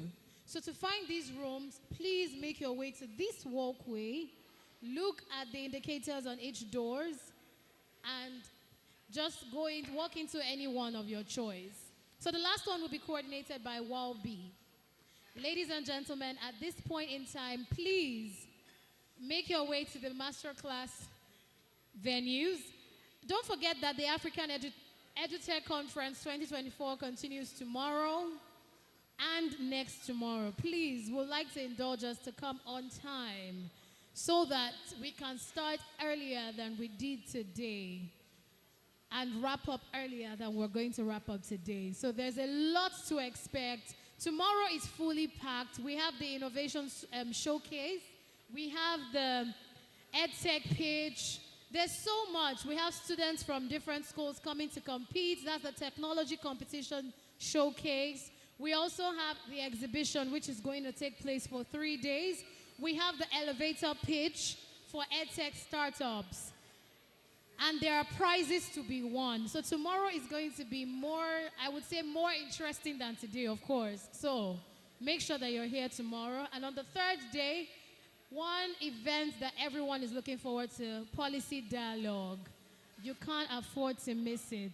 On this note, ladies and gentlemen, my name is Victory Wilson. I look forward to seeing you at the master classes. Please, let's just make our way there.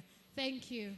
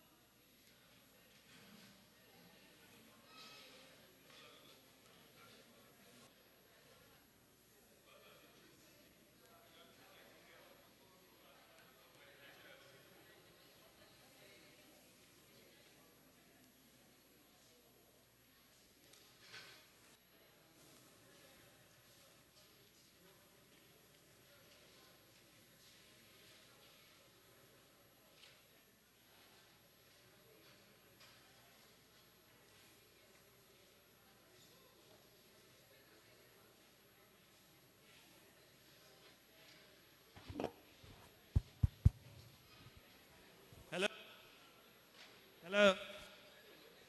Hello?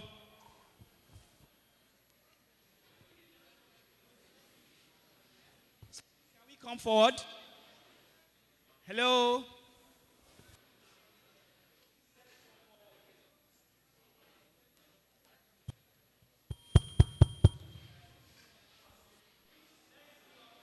Front.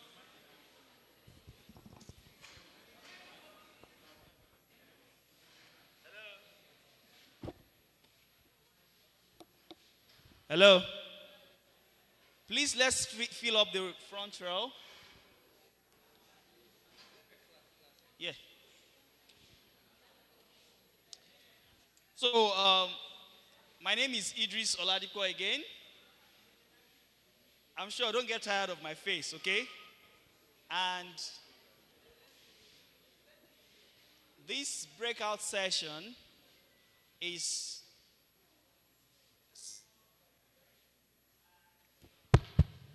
and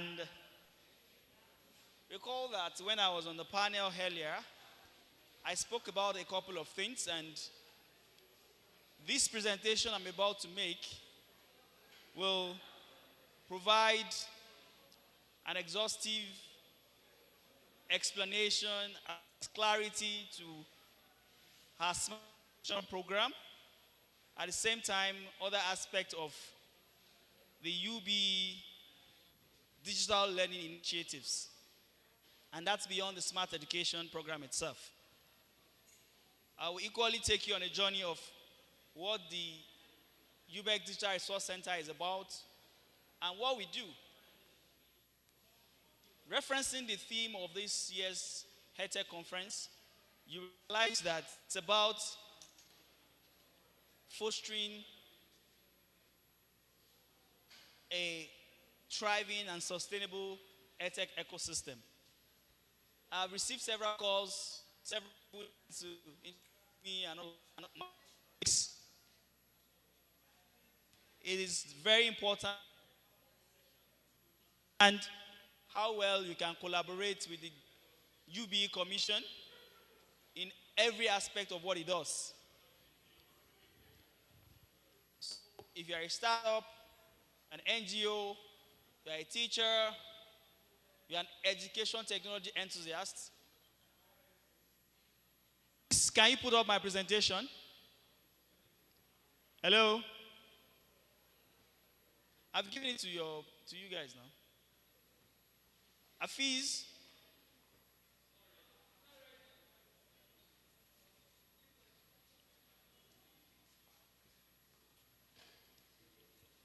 Okay, while we wait for the multimedia guys, I would like to do a little bit of an icebreaker. So I'm going to pass the mic around. Yeah, you can sit. I'm going to pass the mic around to ask a couple of questions. So, thank God the room is very scanty, so I can toss my mic to anybody. So, Ajia, I would like to ask, when mention is made of UBEC, what comes to your mind?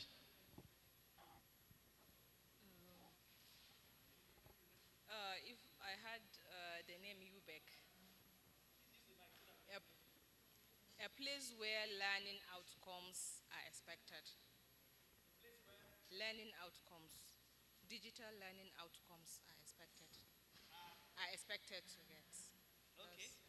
She said, when mention is made of UBEC, what comes to our mind is a place where learning outcomes are expected to be met. Good. Let me go to the other side of the room. And I'm going to pass my mic to the beautiful ladies here. So, from this conference so far, what has been the compelling or the most inspiring thing for you? The fact that there is a passion to reach out to low-income environments with technology. Please, can we put our hands together for her? And for the other sister that spoke earlier. Good. I also have another question. doing smart education, people will say, do we have power? People will say, there are a lot of children out of school. People will say, there's poverty. People will say, parents cannot afford technology. Do you think smart education is a mirage? Is smart education a mirage? Do you think we are just kidding, that we don't have any business doing smart education? Because some people belong to a school of thought who think that we are not supposed to be building smart schools. We should rather go and build so many traditional schools, like where you have chalkboards, you have benches, you have windows, and that's all. Do you believe smart education is a mirage? Afa? It's not. It's not a mirage. Of course, the smart schools does not contain anything except what, even in former schools that we are having, it's a matter of bringing the gadgets of ICT to the place. It has become a smart school. Thank you very much. And that brings me to the next question. When we say smart education, what do we mean? Dr. Phoebe. Oh, you're putting me on the spot. Okay. Smart education is a different way of doing that uses technology to enhance learning outcomes. What does that mean? It means that you should be able to teach the children in a way that is fun, in a way that it is engaging, that can sustain their interests, so that no child gets left behind, and that what they know. So the technology is not an end in itself. It's a means to improve learning outcomes. So when you have that, how do you then use the technology? What type of technology can you then use? A lot. You can use interactive whiteboard. You can use smart board. There are two different things. You can use every child to a tablet. You can use overhead projectors. You can use laptops. You can use desktops. You can even use your phone if you don't have those other things. But it's not just the gadgets, it's what you put in the gadgets. So you need, for instance, a learning management system in the gadgets that the children interact with. You can use gamification, you can use things that will just engage and sustain their interest for enhanced outcome. I can go on and on. Thank you very much. That was deliberate. Thank you very much for providing that background. And thank you very much, the system guys. Please, the first page. So today, my presentation is very simple. I want to take you on an exposition into how we arrive at where we are today. Having us here at the Digital Resource Center is not by accident. And I just wanted you to have an understanding of what we're doing, why we are doing what we're doing, and where we are headed. All right? So my name is Idris Oladipo, and I have over a decade worth of experience in the private sector, and I will be part of the first edition of this conference some years back. And I have over the years worked across financial technology sector, media tech, edtech, and now I'm still in edtech, but in a different position. And I'm very privileged to be here to work from the policy side of things. And I'm glad that maybe someday I'll be able to look back and say that I played my part to address what it is, the pillar of development in Nigeria. And I always tell people, when people ask me, why do I do what I do? Since I was an undergrad, or even before I became a university student, I've always nurtured the idea of support to build capacity. Because it is very clear to me that even right now, the population of children under 18 is 102 million in Nigeria, according to UNICEF. And come 2050 as well as 2075, Sub-Saharan Africa, especially Nigeria, would have the largest, the youngest population in the world. And we have no choice but to find a way to empower and build the capacity of these folks to be able to become our greatest exports. Look at China. China's greatest export is manufacturing, right? All thanks to artificial intelligence now that has democratized access to knowledge. Everybody has access. So that should be like a winning power for us. That being said, education is something that we have to take seriously, and that's why we are championing a new phase of education. Now, let's go forward. I don't need to tell background, what ICT is and all of that. Next slide, next slide. Yeah. So ICT is very important. It has permeated all aspects of our lives. Today we are talking about the IR 4.0 technologies like artificial intelligence, augmented and virtual reality, blockchain technology, cloud computing, cybersecurity, additive manufacturing and 3D printing, and so on and so forth. And unfortunately, some of you have not been able to go around.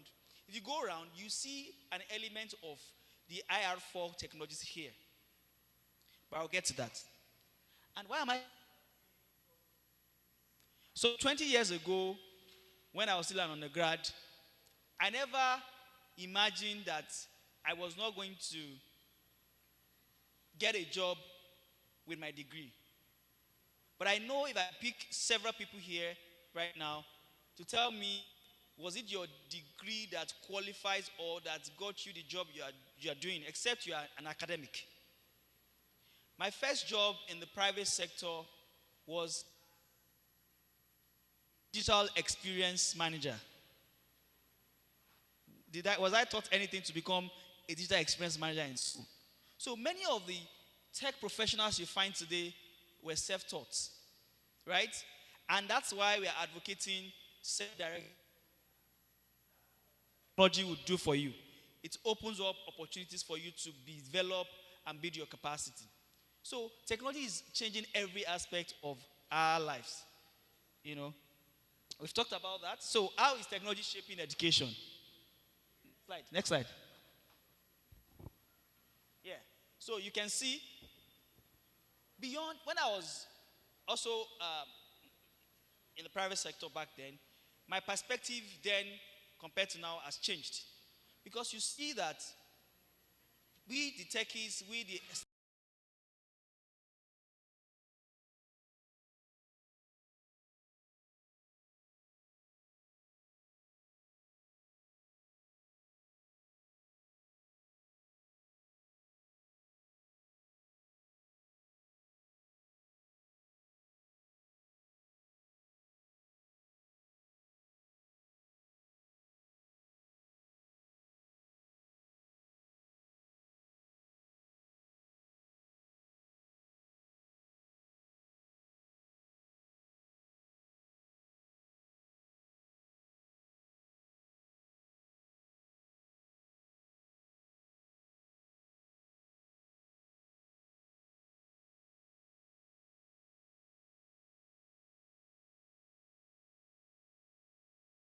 right? But something will happen. Because we don't directly control these schools. These schools are under the control of the states, right? Let's even assume that there's interrupted internet. No, learning will not stop. Have you looked at how you want to bundle your products to sort of demystify access to that solution you have built? Are you working on what I call zero rating access, where you sort of work closely with maybe an Airtel or what do you call it? Glow and other telcos to make learning accessible? So these are some of the things that our edtech startups should look at. So technology is supposed to what? Widen access and also promote what? Innovation. It's also supposed to allow people to acquire 21st century skills as well as incentivizes what? Learning. Like Phoebe said, it's not just about putting technology as an edifice in a classroom. It is about using it to stimulate interactivity, promote active learning, and all right.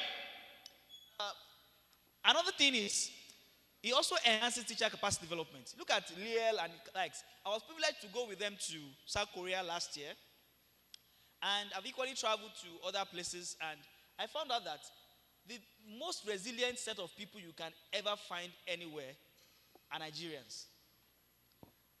There is a woman, she's from Ekiti. She's one of the teachers from Ekiti.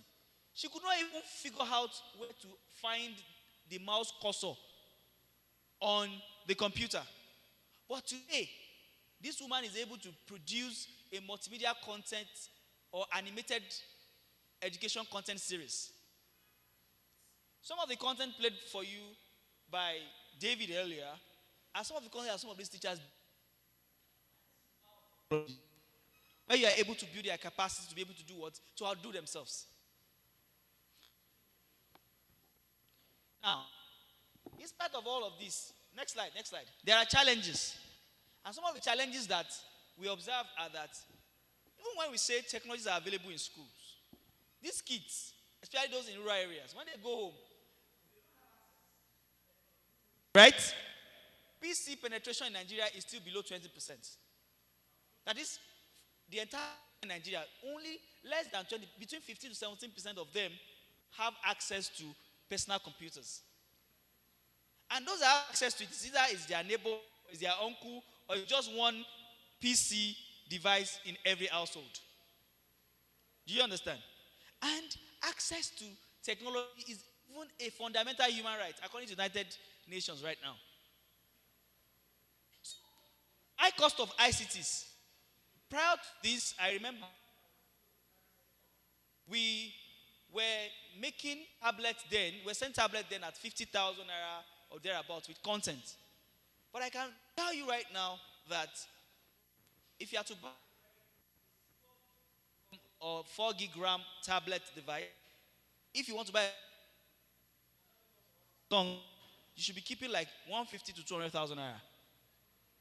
So if a parent that is struggling to even feed the child, there are even things that are burden to send the child to school because he feels, okay, that child is supposed to work with me on the farm and all of that. How does such person cope? So these are some of the challenges. Infrastructure challenge, classrooms are not in good shape, and all of that. I realized, okay, should we just continue to build classes? No. Here we go. Look at an example. Next slide. Next slide, please. Yeah. Look at the one on the left. Look at the one on the right. Can you see it? Do you think this should be our reality? This that you are looking at was the mock-up of the smart school. But you see it in action. I think there's going to be an excursion to one of the smart schools, so some of you will experience it. So we realized that, look, we can't continue like this. University in Nigeria. But what has been an equalizer for me has been the education that I acquired in these schools. In May, I was in France. I spoke on a panel with people that went to Harvard, Stanford. Maybe I could still go to Harvard anyways. But the fact is, you cannot underestimate the power of quality education. And for quality education to happen, you need an enabling environment for learning to what? To take place. And that is why we looked at this and felt like, you know what?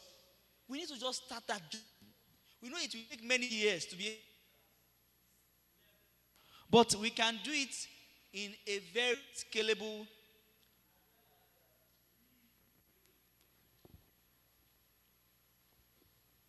Let's go.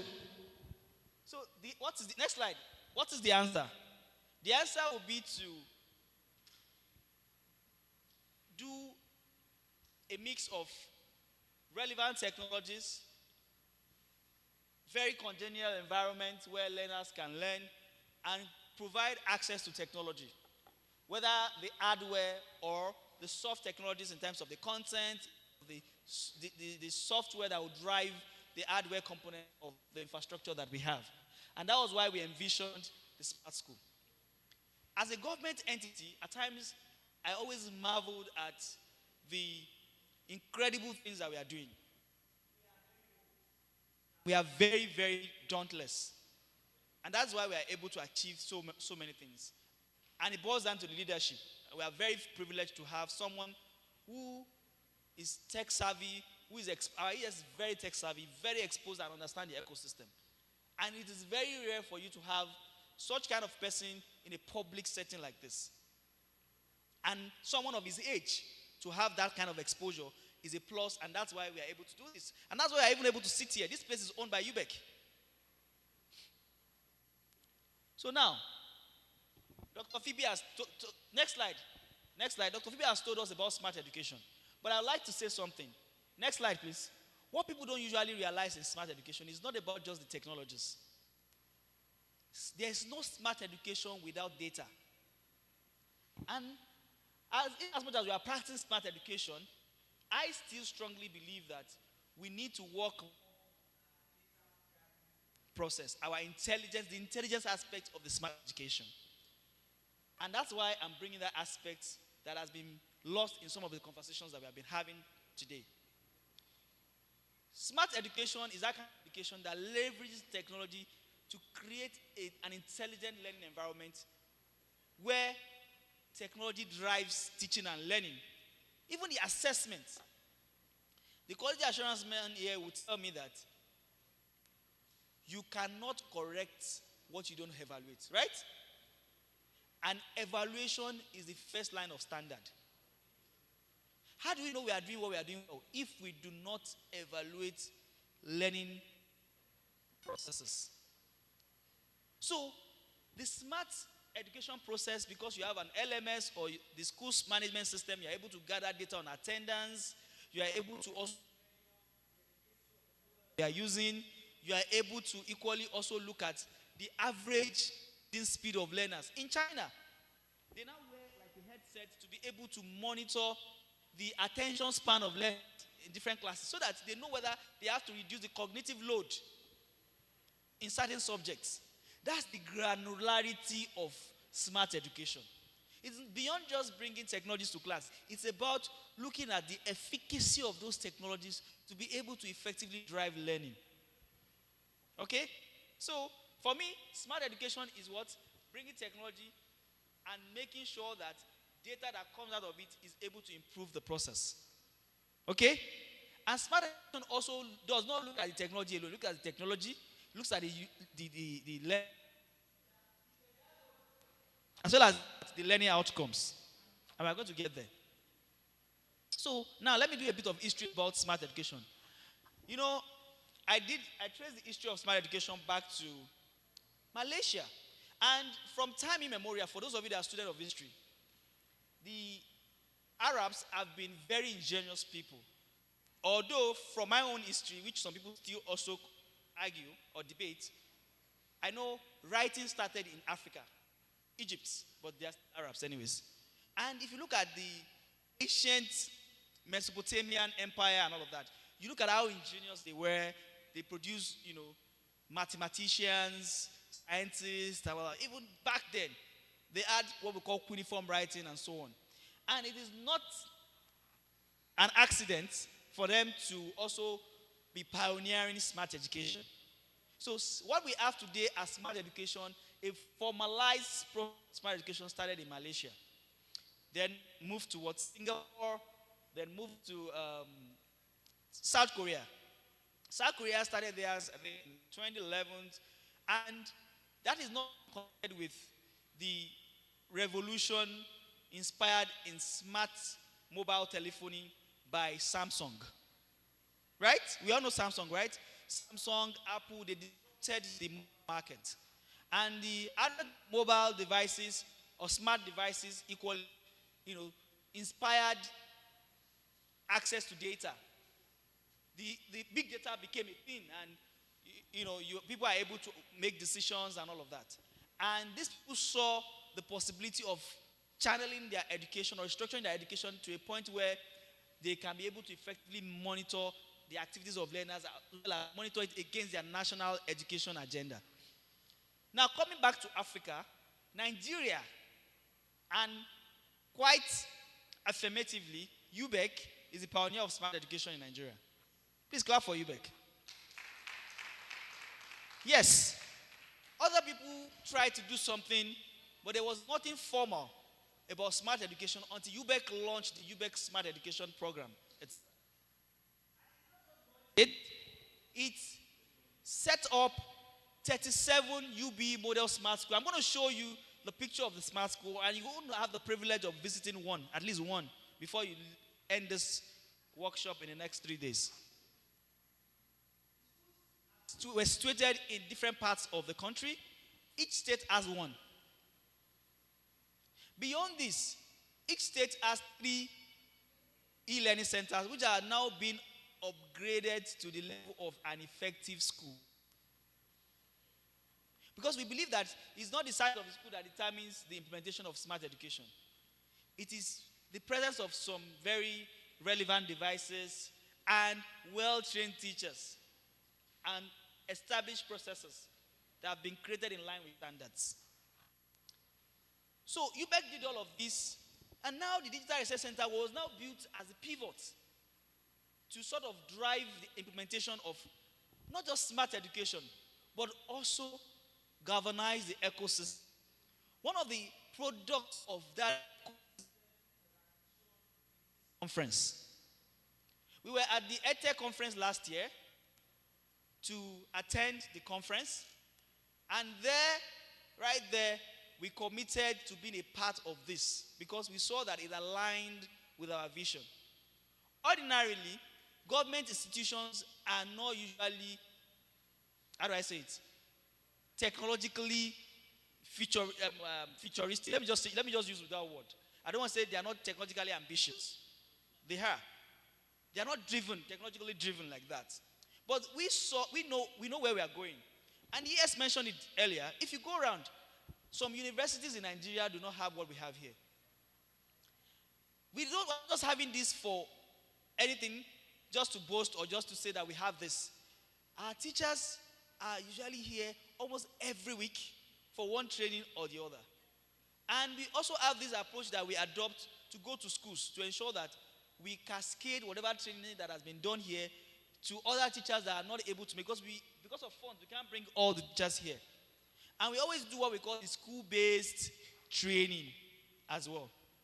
So UBEC decided to build, first we started with like this one on geopolitical zones. And when we got to the National Assembly, everybody was like, no, you don't mean it. You are doing this for this particular zone, this state, and my state will not have it. So we decided to have 37, though it cost us a lot. But I'm sure kids that are going to that school, those schools now are benefiting a lot. Next slide. Yeah. So, what is smart education? No, about the technologies, suitable pedagogy. So, blended learning pedagogies are numerous. We have the flex model, we have the station rotation model, we have the a la carte model, we have the flipped classroom, we have the enriched virtual learning classroom, we have the gamified learning approach. AI now is also transforming learning, right? You have the project-based learning approach and so on and so forth. So pedagogy is very important. And learners are also taught, also matters. Technology has made learner to be at the core, at the center of learning nowadays. And that is what smart education is pushing, a learner or promoting learner agency. Next slide. Now, what is the concept of the smart school? So right now, I think about 24 of the smart schools have started. We first started with a pilot program. We started with the school in Kano and the school in Ilorin because they were the ones ready then. We had our assessment criteria. And those schools ran for like 2 terms we use that to sort of test the efficacy of what we're trying to do. We learned from that, and we're able to perfect the station rotation model that we introduced.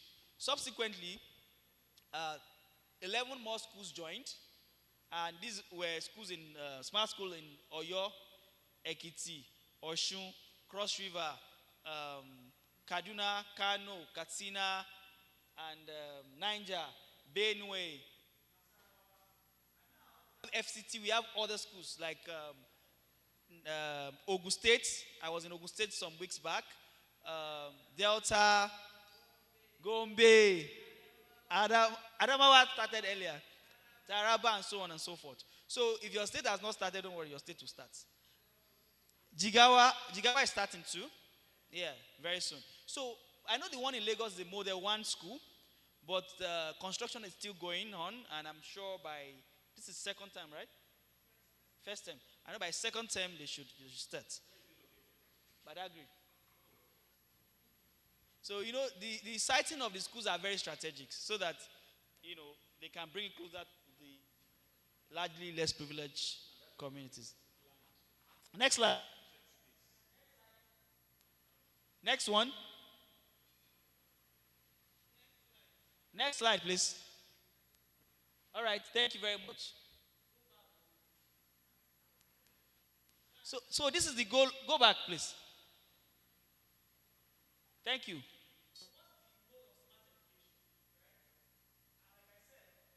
The idea is to give Nigerian children a world-class education through our ambitious smart school project, modern classroom enriched with cutting-edge technologies like computers, tablets, and so on. So I'm also going to give you an exposition into what you can see in the smart schools.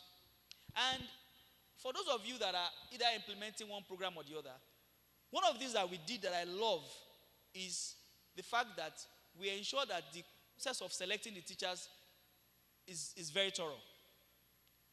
And when the state gave us the list, we set our own questions and we worked with JAM to conduct that screening. And we selected them. Even that was how we also did series of technical interviews to select the school administrators. So that we have people that at least have that baseline or foundational skills that we can build upon. And since then, we have continually changed and built their capacity. And also, research and innovation is part of what we do. Thank God my head of research is here. And I know some startups equally applied to participate in our research grant of about 200 million naira thereabouts. And we are looking at people bringing research content, widening, as well as training and capacity development. So these are some of the things that we are doing. And subsequently, we expanded our engagement to ecosystem interactivity. Some months back, we had one of the largest children conference in Abuja. We had over 600 learners here. We partnered with Kunda Kids, which was one of the startups that we have been interacting with. We also had another event with CCOB. We also have so many participants here, which was a fantastic experience.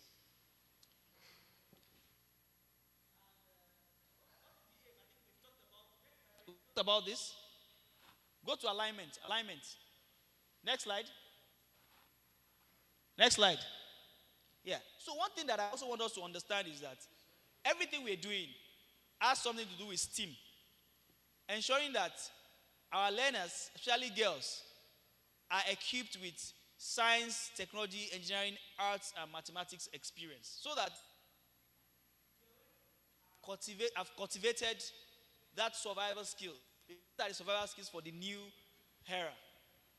And now, UB Roadmap 2010 to 2030 also prioritizes access, quality outcome, and development, as well as equity. So, the solutions we are creating, we are not just creating it for just the privileged few. We are creating it for the children, the poorest of the poor. The location of your school in Cross River State is You drive how many hours from the city? 9 hours. Yes. That's tell you how far some schools are sited. Some people were even saying, can't these schools be transformed into higher institutions? Because of the quality of infrastructure that we have there. So, for those of you that want to partner with the commission, these are the areas you have to start thinking about. I can help the commission to solve its long-term objectives, its strategic objectives of access. We said we have roughly 10.2 million out-of-school children. What are you doing in terms of access? In Rwanda, right, there is a situation where there is a solution some people propose where they use public address system, trunk crier approach to deliver lesson in communities. People that talk about zero rated access, where, for example, if learners are using internet, they are not paying, but it's because maybe it's just because they are actually accessing educational based applications. UNICEF did it with their Nigeria learning passports, and our effective schools are actually benefiting from this. So the Smart School project and slide aligns perfectly with the UBEC strategic objective. And like I said, we have built the schools, and currently 24 of those schools are operational and running academic activities. Another thing that we're trying to do is also find effective schools or e-learning centers that we are scaling to effective schools. And to create a balanced number in FCT, instead of 1, we have increased the number of effective schools to 3, and that's why we now have a total of 111 effective schools. The principal, the head teachers of those schools were here some weeks back for training, and we are already, distributing some equipment to the school to ensure that they meet that standard that we are looking at. There's also another project that we are doing, which we have not talked about extensively, which is the Open School Initiative. And the Open School Initiative is for the itinerant kids, the out-of-school children, the alumni and all of that. And the idea is to use a distance learning, a technology-based distance learning approach to reach the children, these children that are out of school. And that's still in the ideation stage. Next slide. Next slide, oh. Yeah, so I just gave you this position for you to see that this was when we had a training for some of our teachers on drone piloting, and design thinking, coding, and all of that. You see some of the students, I think one of our schools made it to the finals, so you see some of their products. So, and in each of these schools, we also have robotics lab and so on. Next slide. Next slide. Next slide. Go on. So now I want to show you the ICT school. Now, this is just like the network infrastructure backbone of the school. All right? And we have data center and all of that. So some schools are still taking delivery of the network infrastructure, but all the functional schools or operational schools now have this Elon Musk satellite-based internet, Starlink, right now, as an alternative till the network infrastructure provided by Galaxy Backbone is installed. Next slide. Next slide. This is so, in each of the schools we have what we call access point to distribute content. You can see it here. Without these access points, you will not be able to connect to the internet here because the network center is resident at another building, but we are able to distribute the network because of access points. So we have this across all the classrooms in the schools. Next slide. This is an example of some of the network infrastructure, switches, racks, data center servers, and all of that. Next slide that we have in the school. And each school has an average of 30 interactive whiteboards. So every class has an interactive whiteboard. So the interactive whiteboard allows teachers to be able to make their presentation as well as also scribble on the screen and make learners to also participate in the lesson. So and this comes with an overhead projector either the short throw or the long throw projectors. We also have the surveillance system to also be able to monitor activity to provide some level of safety in the school. Then we have an alternative backup system. In fact, do you know, I'm not supposed to say, because I know people go out there to say different things about the federal government. And I work for the federal government, so I have to defend the federal government.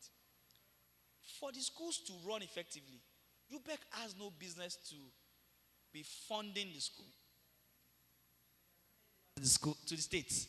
Still, UBEC believes that to sustain the school till they have that strong footing, it is still providing support grants every term to the school. So that they are able to power the gen, they are able to do a lot of things. And we have the backup system to be able to support this. If you look here, we have like a 40 kVA per building to serve in the smart school. Next slide. Power equipment. Next slide. Yeah, this is what I'm saying. A generator. But you know what it is? Funding. They will tell you they cannot run the gen. So the solar system is there for them to be able to power the classes. Next slide. So we have the multimedia studio. Thanks to Koika. Koika intervention in the smart school project was to train in Koika intervention school. Koika is intervening Ekiti, Cross River, Nasarawa. So if you go to those schools, the kind of studio you see there are the studios set up by Koika, developed by UBEC itself. We also have a multimedia studio here because we have built the capacity of our teachers to become content creators. Next slide. We also have, like I said, 600 units of tablets distributed to these schools to ensure learning takes place. Because in we have what we call the station model. So the classroom setting is not like the one we are used to. It's like, it has different shape. So you have the online station where you have the tablets there. You have the offline station where you have either worksheets and even maybe some computers for learners to also interact and collaborate. Then you have the teacher-led station where interactive whiteboard is unusually good for the introductory part as well as the conclusion part of the lesson. You have what we call the charging cabinets. So, you know, when the tablets are down, we are able to do that. So each school has, I think, 25 charging cabinets as well. Then each classroom has a laptop. So each school took delivery of, received 30 laptops. So each teacher has access to a laptop for each class that they are teaching. So we also have the biometric attendance system because you are also supposed to measure, quality assurance people say, the attention ratio of learners to ensure that they are going to school, to ensure that they are getting to school early and, you know, they are also learning. And it helps you to also keep data. Then we have STEM kits. I know each school has about 3 different types of kits. And if you are counting them in units, they are up to 100 per school. That's to tell you the level of investment that we have done in most of these schools. There's a 3D printer, there's a drone and all of that. Next slide. We also have the innovation of, we have the robotics lab in the school, which has all of these things, all the STEM equipment and all of that. So that's it. They have a maker space in the school. Next slide, please. Please control this thing. Next slide. Next slide. Yeah. We also have the learning management system. So we worked with one of our partners to develop a learning management system that has over 3,000 contents. And just yesterday, our partnership with Koika just handed over about 1,600 worth of content to us on math and mathematics. Yeah. So, and that's for the primary and junior secondary classes. Our teachers also now have the capability to create multimedia content, either video, either simulated content, either animated content, and so on. We also have the science laboratories and all of that. So we have the digital library solution. Just a few weeks ago, we trained some teacher librarians how to manage digital library and open education. The Digital Resource Center equally has a digital resource platform where open education resources are available for use. Please take it to blended learning. So like I said, smart education is incomplete without the pedagogy. And the pedagogy that we are so adopted in blended learning is the station rotation model. The station rotation model is a compact model that allows the teacher to transform into a facilitator and make the learner an active player in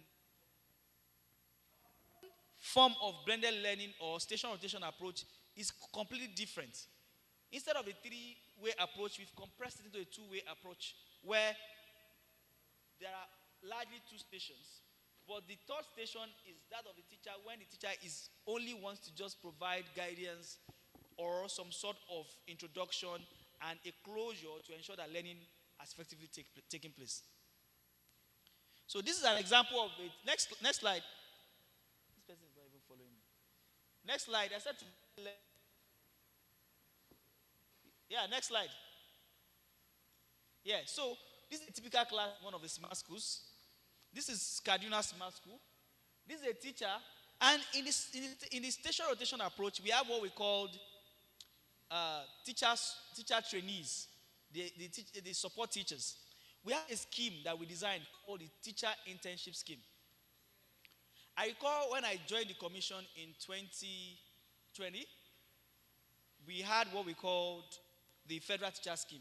And I could recall then, I went to meet the teacher development. I told him, I said, do you know this program is a laudable program? One, it has the capacity building component. It has the job creation component.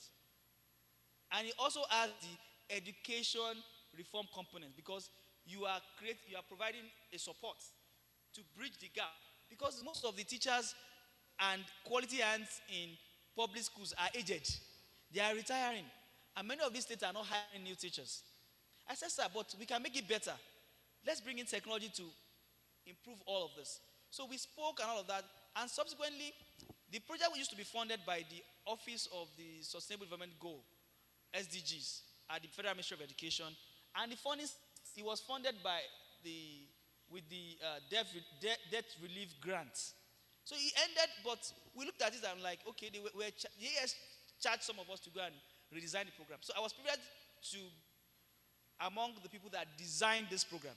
So when we designed it, we created such a way that this set of teachers will be useful for our smart education program.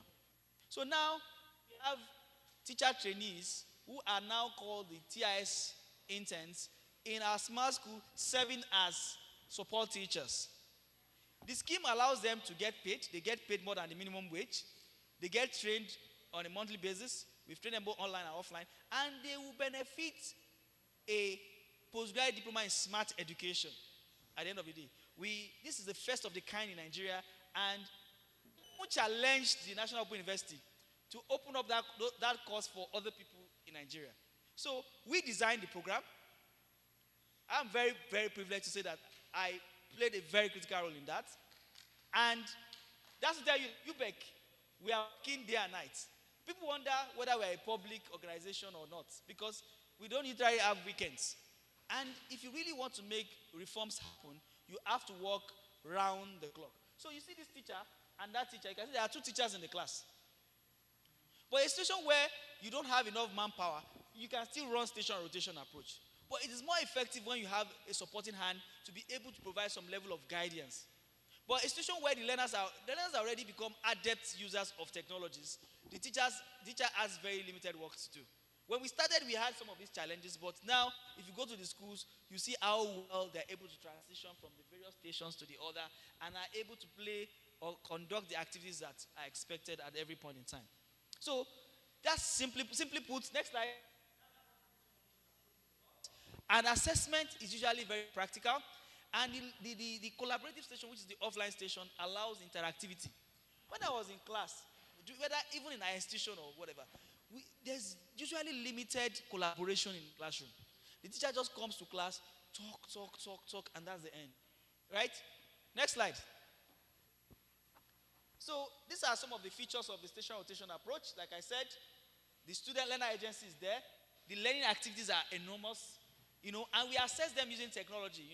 You can use a gamified approach. We have platforms like Kahoot and so on, like Mentimeter and so on, to be able to test the learner's knowledge. And there's also some of...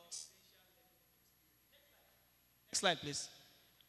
So some of the major stakeholders we have been working with are the Federal Ministry of Education. COICA has been our very good partner as well. Other agencies like NERDC, NTI. Just last week we concluded a training on attitudinal change and the implementation of the ASEI PDSI, which that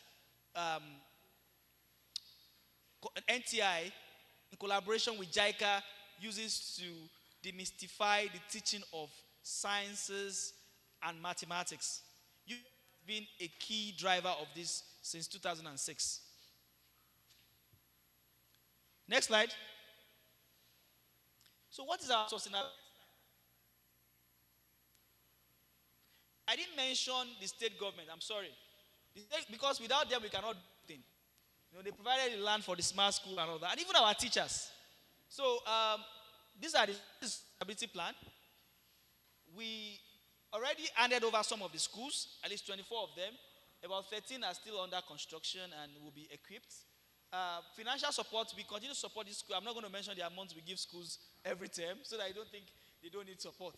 But it's not so much, but it's just to be able to handle a couple of overhead expenses. And we train teachers. For example, we took some air teachers and principals to South Korea for an invitational tour. We also took some teachers to South Korea as well. And we always invite them over here for training from time to time. They were here for roughly a month to learn how to develop multimedia content using DaVinci Pro, Adobe Captivate, and so on and so forth. So we guiding teachers platform, which is more like a community of practice for them to be able to share ideas and collaborate. We also do quality assurance of some of our facilities. We go from time to time to do what we call technical support, as well as the MEL program, which is coordinated by our head of chair. So we also do what we call broadband boost. And now when we realized that some of the schools not already have network infrastructure, we provided the satellite-based internet facility to be able to mitigate that challenge. Also, we are working closely with other agencies from the Federal Ministry of Communication and Digital Economy to see how best we can strengthen the quality of network infrastructure in our schools.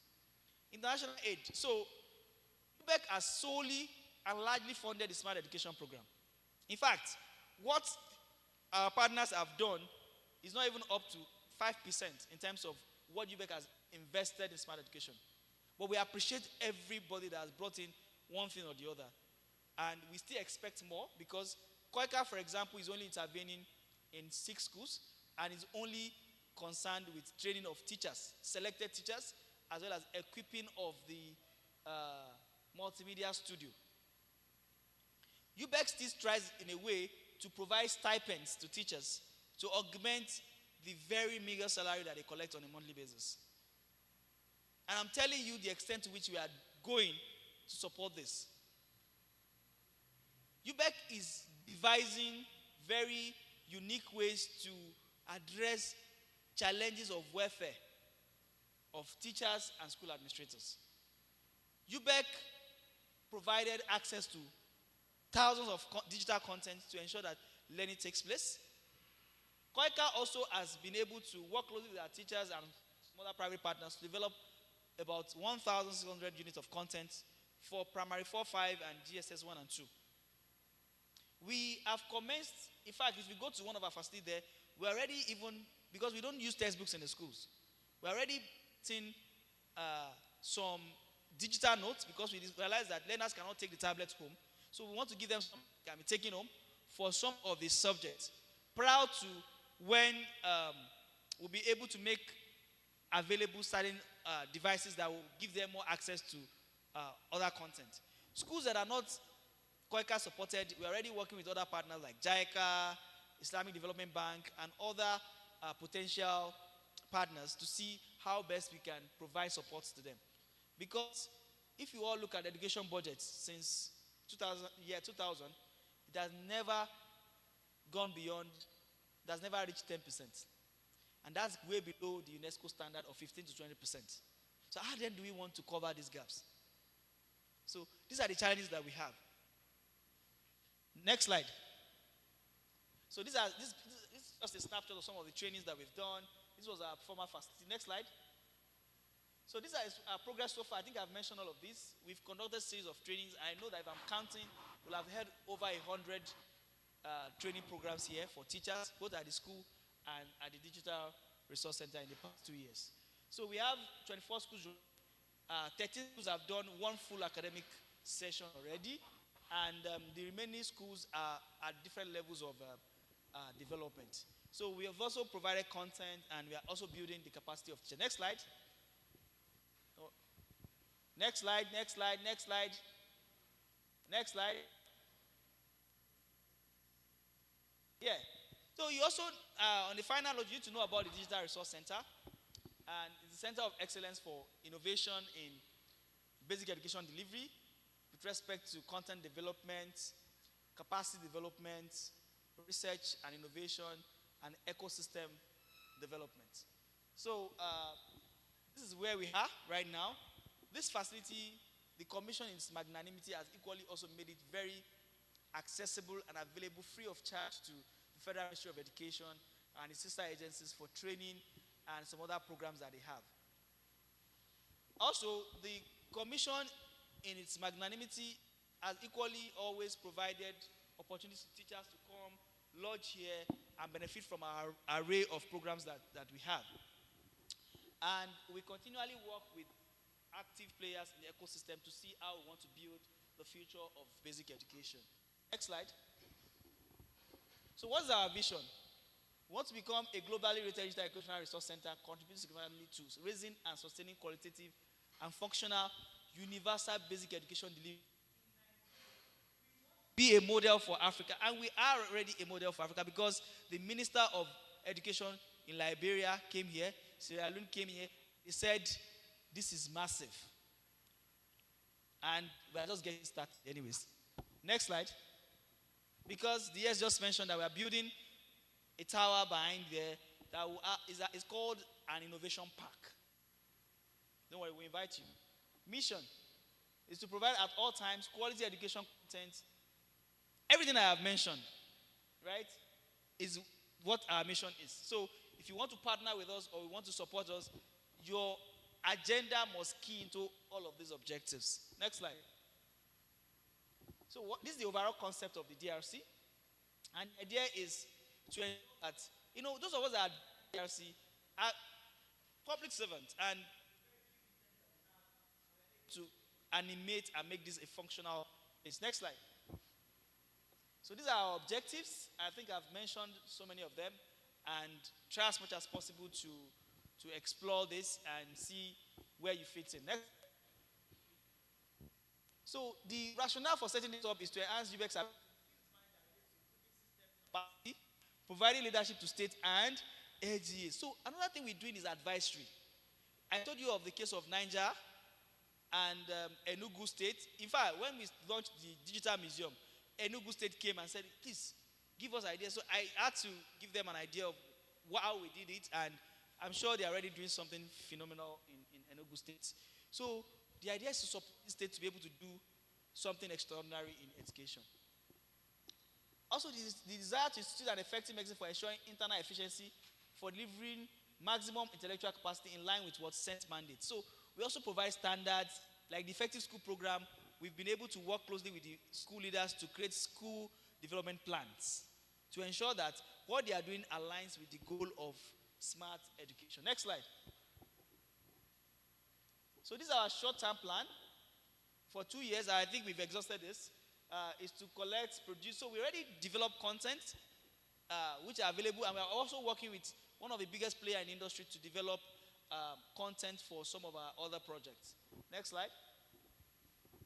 And in the next 5 years, we want to ensure a coordinated mechanism for providing capacity building for all aspects of UBE TPD.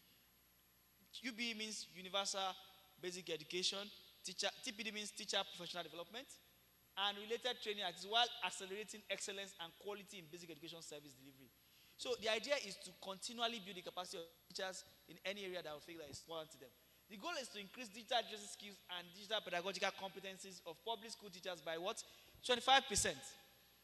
Leveraging existing resources and partnerships. In addition, we want to improve access to a growing library of digital content to enhance teaching, learning, and what? Professional development. So we have a platform we call the On, where capacity development content have been organized for teachers. If you don't have access to our in-person trainings, you are able to go there and learn and get certified, and TRCN weights that because they were part of the process. We also organize webinars, and the Department of Teacher Development handles that part. Next slide. So these are long term. And what are long term is to ensure that states are able to also replicate what we have been able to do in terms of smart education. We want to also become a hub for cutting-edge research so that we have access to data. We can talk to data. Data is a major issue, fundamental issue in Nigeria. If we say we have 18-point-something million out-of-school children in both primary and secondary schools, we should be able to know how we want to move in a data-driven way to ensure, okay, every year this is the number we want to take off. So if we don't have that data in place, we'll not be able to achieve that. So we want to be very big on data, and that's why we have commissioned that research to ensure that everything we are doing is effective. The UBDRC's impact will extend far beyond its own walls, inspiring the creation of more state-sponsored initiatives in smart education as well as technology-driven what? Education. It sucks. And for startups, we are building an innovation park. We're also supporting them to be able to come closer to us, to work with us, to achieve, the greater goal of education in Nigeria. And when the innovation park is ready, there will be an innovation hub that will be freely accessible to startups. Although there will be criteria for making that happen. And next slide. Please make it bigger so I can see. Yeah, so what's our scorecard? I think I've talked about this. We've upskilled over 5,000 teachers, school administrators, and we've also set up some of these schools and we continue to train them. We have over 3,000 units of content on our LMS that are accessible. We have also developed different training components for teachers to be able to acquire skills that are aligned with the UNESCO Digital Literacy Competency Framework, as well as the National Digital Literacy Framework as well, and the 21st Century Framework for Digital, so that our teachers become digitally savvy and become relevant in the current world of work. Next slide. So we've also established a digital museum. And let me tell you the history of this digital museum. I was in National Science Museum in South Korea with Liel and other people, and I looked at it. I can create what these people created, even though it may not be as big as this. So we came back, and I discussed with my national coordinator, and my national coordinator creates anything. So we are cut from the same cloth, and he was able to sort of engender that. And if you, maybe before the end of the program, there's going to be a fast. So we created a digital museum to be able to effectively tell the story of what we are doing, the story of the ecosystem, and what the future of education should look like in Nigeria. We have a digital learning, a web resource platform, which is a digital resource platform to provide access to open educational resources. We have also designed guidelines for research in promotion of smart education. That is headed by our phenomenal head of research, Dr. Phoebe here. We also have developed a framework for what we call the DTCRA, because we want our children to also become creative,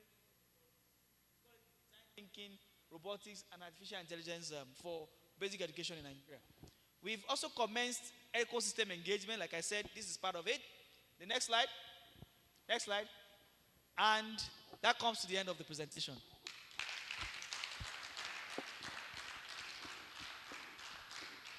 So, question. And let me say this, it was my national coordinator that was supposed to take this session. But I hope I've been able to do it well. If I didn't do it well, I have the blame. If I did it well, thank him. Any question? Okay, sir.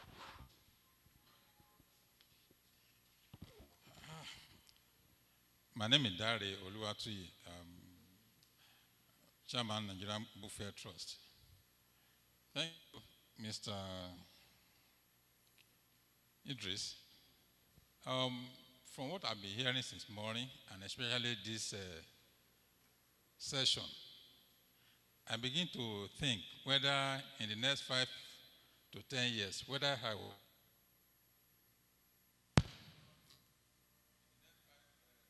to 10 years, whether I will have job to do.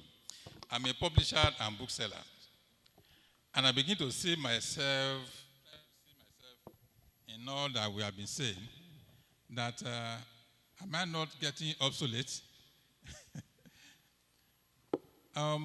Though in the publishing sector in Nigeria, we are trying to catch up, but we are doing it in a very slow pace. What we are doing now is trying to publish on e-books. But what you are saying here is beyond just e-books.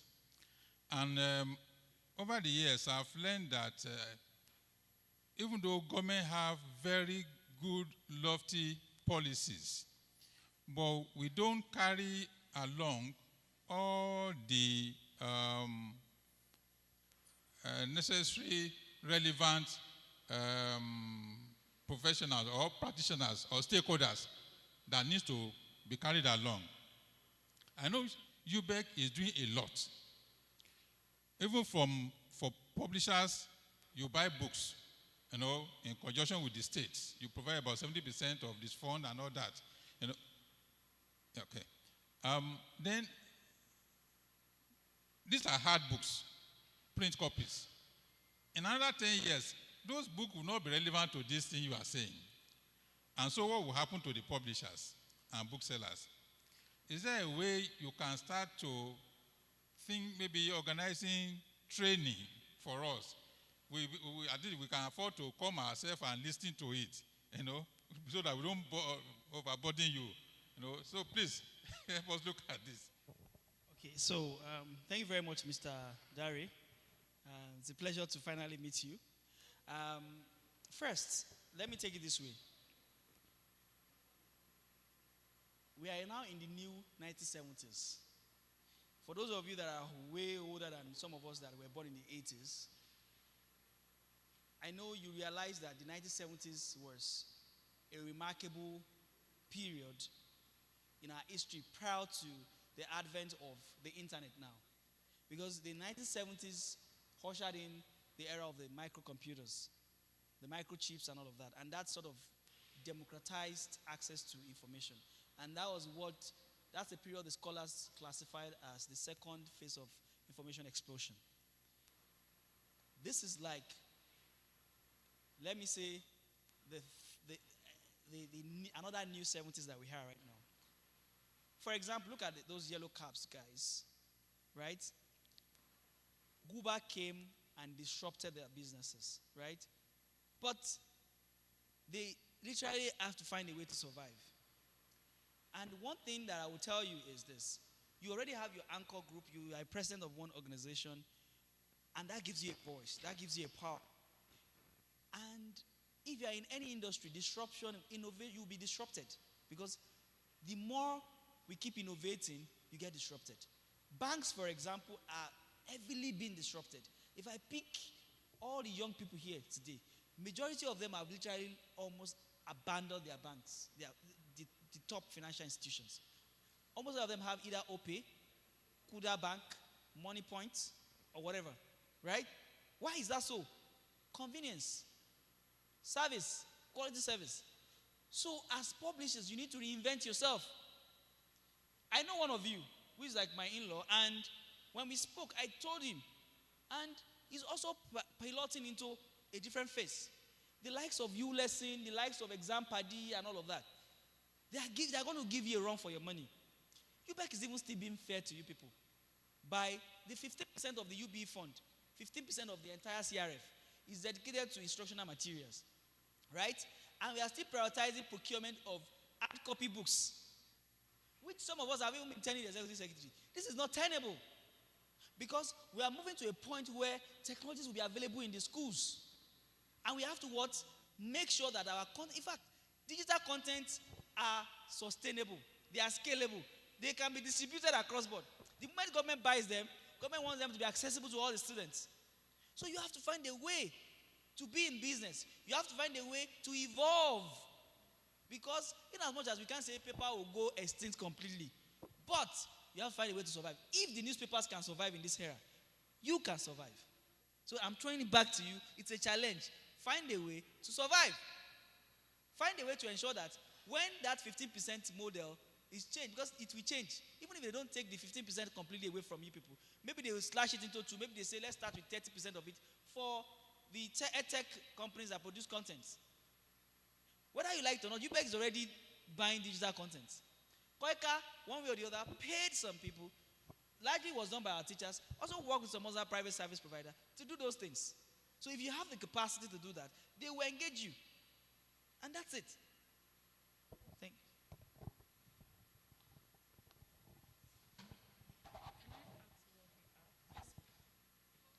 Good afternoon. Okay, I really want to add to what you just said, and I'm saying this from a teacher perspective regarding the textbook, and also as someone that worked for the Cambridge International Education. What I want to say to you, sir, is, for example, the Cambridge textbooks, they all have the online version of their resources, whereby when you purchase, you use a barcode to access those materials.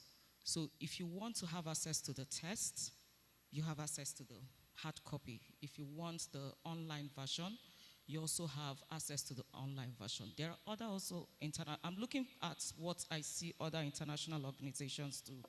They also have apps. So instead of you, the books are not going away, because the one thing about internet is we also do not want the children to, become so addicted to technology in the usage, that because we know that there are a whole lot of exposure, especially for children within the age of 2 to 11 years. So we also restrict them from always having access to the internet, so that they don't get into the sites where they are not supposed to get to.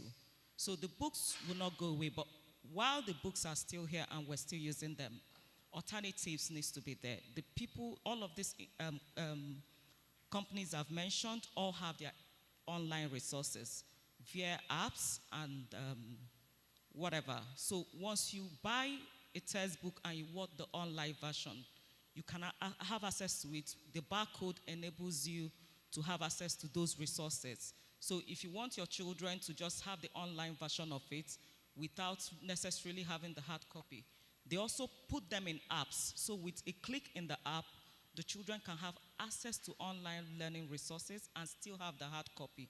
So one way to go forward is to also move the books to the online version of it. Thank you. I hope this helps. For that. And in terms of the training, I believe you can leverage the platform you have to write the commission as a body. And I'm sure the Nigerian Union of Publishers, I think, has a very, very robust relationship with the commission. I'm sure we'll look at what is possible. And let's keep the conversations going. Okay. I wanted to also say something. You see, when we say book publishing, or your job being a book publisher or a book seller, what most people do is they bring in foreign books. And as long as the dollar rate keeps going up, you're not going to get markets. That's just the honest truth. People are not going to be able to afford your books. So how about creating local content owning the mastery of the subject matter and teaching it, and writing your own books yourselves. Additionally, what is the key thing about technology is the interactivity of the content of the book. So is it possible that we shift from teacher-centered way of writing textbooks to learner-centered way of writing textbooks? So much so that even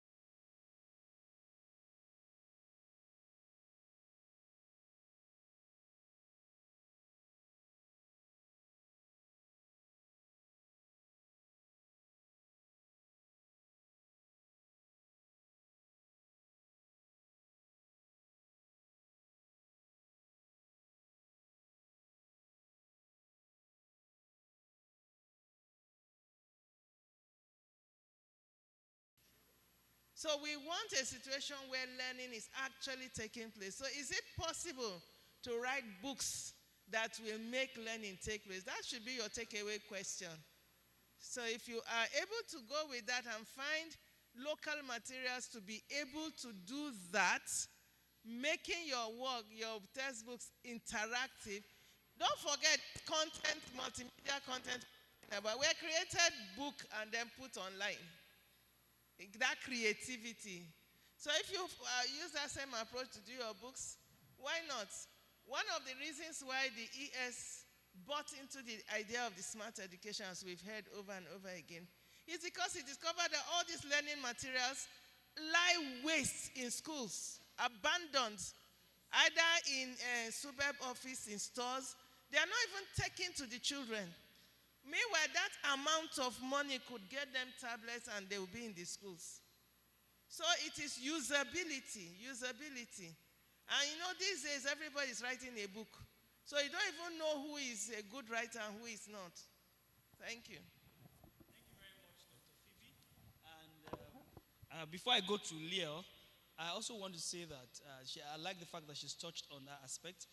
What I see people do mostly is they say they are making e-books or digital books, but they are not actually making digital books, right? So the interactivity component is also very important.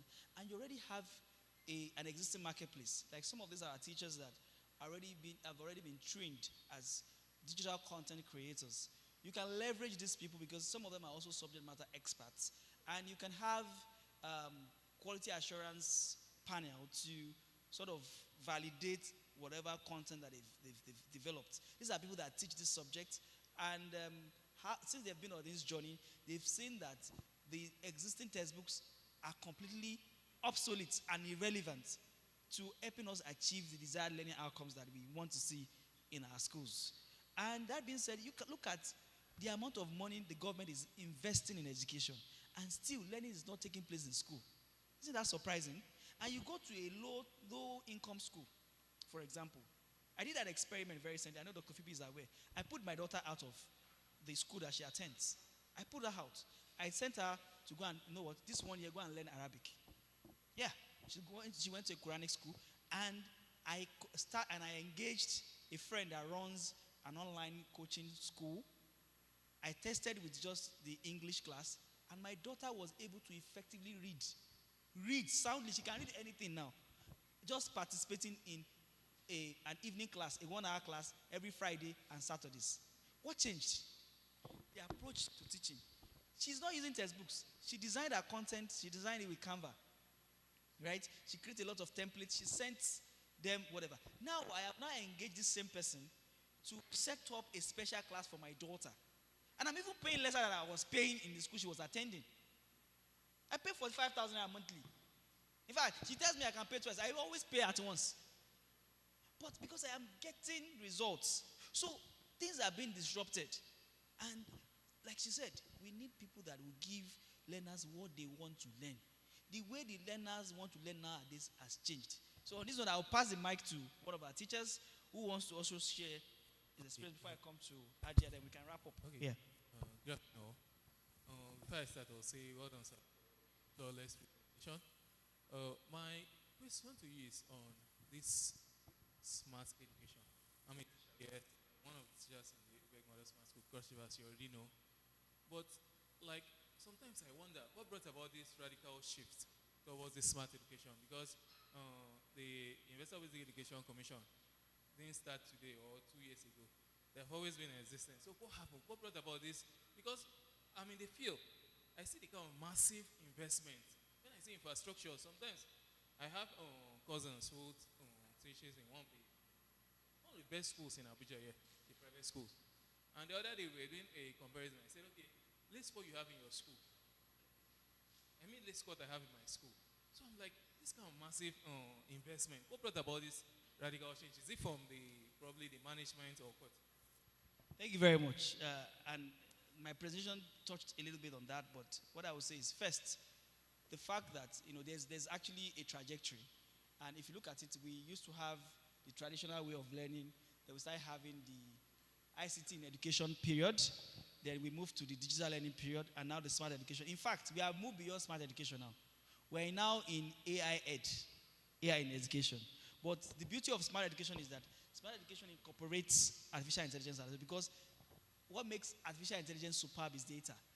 So, and data is the centrality of smart education. Do you get what I'm saying? That being said, COVID-19 pandemic is the most significant shift. It opened everybody's eye. Because kids were at home. They could not learn. They want to write exam. And I could recall then when I was still heading EduFirst back then, and we needed to get to the Unity schools. And I told my then CEO, I said, sir, there's something we can do. I've thought of something. I said, we need to produce content. We need to leverage existing platforms. We need to reach the students. We need to do something. And we had to do something. We had to produce content, and that was what led to Exam Paddy today, that product. Coming back to UBEC, the ES saw the beauty of leveraging that digital transformation to also close the gap in access and also see how technology can, even if schools are closing today, right, we are still going to be able to teach effectively. And he also saw the fact that he has traveled far and wide. He went to Singapore, he went to Malaysia, he went to Korea, and saw that if we continue to just invest in school, put blackboard, benches, and everything, right? And we want our children to be the next Mark Zuckerberg, be the next Elon Musk, be the next Steve Jobs. Are we not kidding? We're kidding, right? So he looked at, okay, what could make up an effective school? And that was what resulted into this, because scholars came, they looked at what exists in other countries and all of that, and decided to create this model. And that was why they were called model smart schools. In fact, we were trying to just build one, a third schools, but now moved to 6, then 7, then 37. Do you understand what I'm saying? The idea is to raise the level of education so that the children that you are teaching are equipped enough to become the movers and shakers of the world. Compete favorably. Do the unthinkable. Do you understand? So that is the motivation. Like the ES said, let me borrow his word. He said that if we teach our children the way we were taught yesterday and expect them to be different today, as well as remain relevant in the future, we are only joking. So we have to do things differently. And that's why they have invested so much in you, invest so much in your school, and we are doing what we are doing so that the schools can be a better place and our children can become a greatest asset to not only our country but the world at large. So.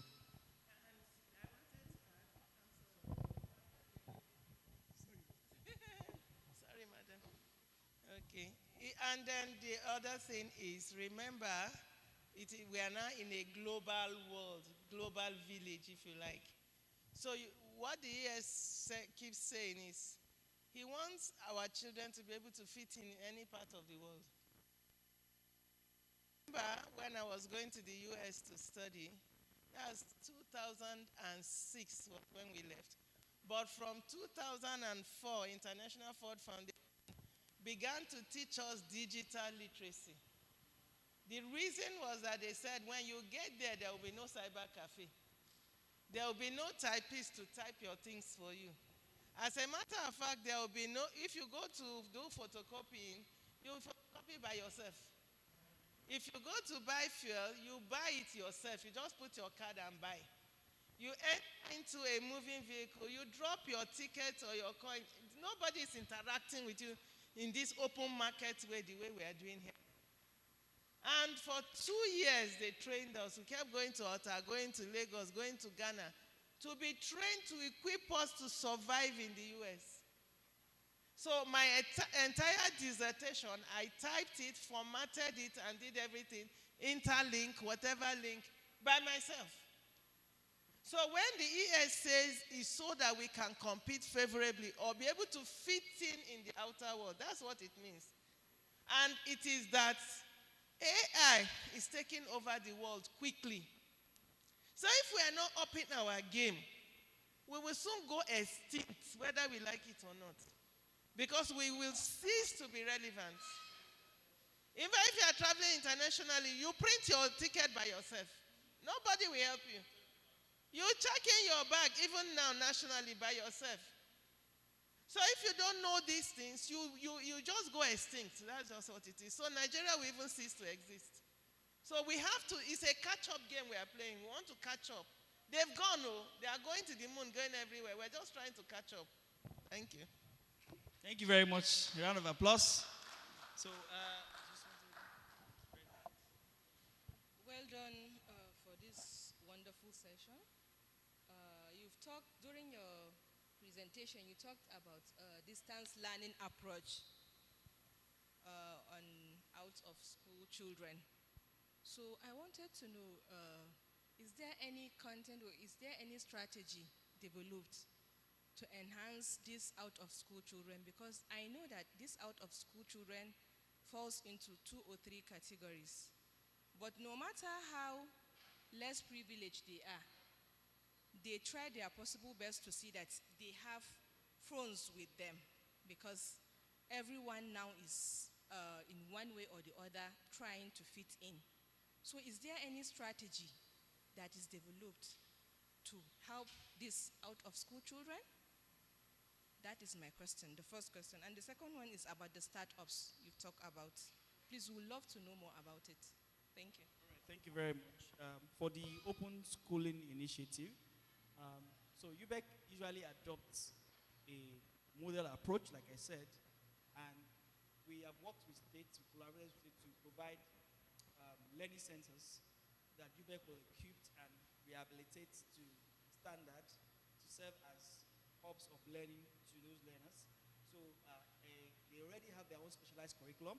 We all know that the curriculum that the National Policy on Education recommends for them is the ABEC, Accelerated Basic Education Curriculum, that sort of creates an abridged kind of content strategy to be able to engage these itinerant kids, those that are out of school or those that were in school before that, for one reason or the other. And UBEC has several strategies to, incorporate these kinds of learners. We have the alternative education program, which is likely for ladies, for girls that are either disadvantaged or are out of school, and that incorporates some elements of vocational technology. Those ones is not largely distance learning, but the Open School Initiative is more distance learning based, because they have learning hours, but these learners can come to the center to learn. We are just about to start the pilot, and the schools are about to take off very soon. The contents have equally been developed. They are not like the regular content that we already have here. They are content that have been developed with a very simplistic approach and not detail heavy like the ones we have, because we don't want to put too much cognitive load on these kids. Then there are also other programs for people that have been out of school for one reason or the other, especially the girls that either got pregnant or either affected by emergency or anything. We have the Second Chance program, and it has a range of vocational elements into it. We have the fashion designing, we have the crafts, we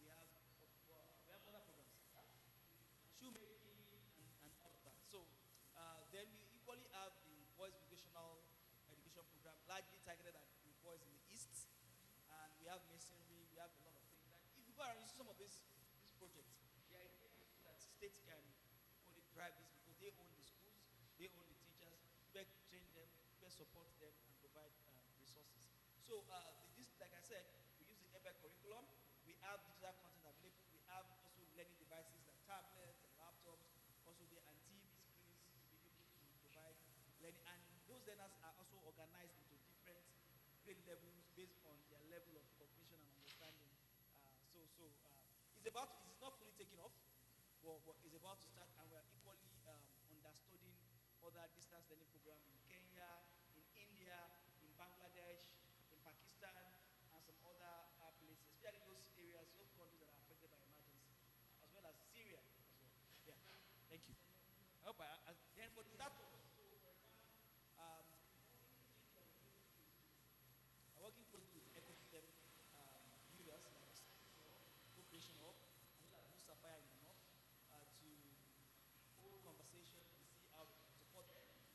We work with some of them to serve as resource person in some of our programs because of procurement issues, we do not solely have the mandate to say, oh, look, come, supply this. No, it doesn't work like that in government. So what we do is to see how we can bring them closer, either as technical facilitators, and some of them are also bringing their resources to support us. For example, like Ubongo is trying to get access to their pool of content for our schools free of charge. NABU is trying to bring us digital textbooks and hard copy books. That's what I'm saying. NABU is already developed content in local languages, and they are being funded by ATP and So we have to look at all these measures to be able to see how that's their own model. We also work with local kids as well.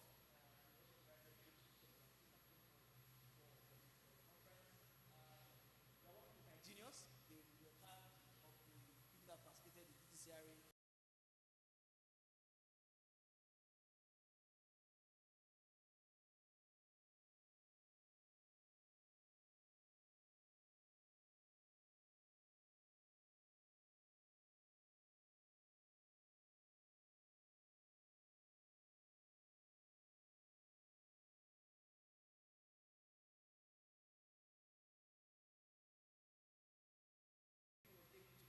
To accommodate startup is to ensure that we are also able to submit system design research proposals, which were also considered as part of the research gap project that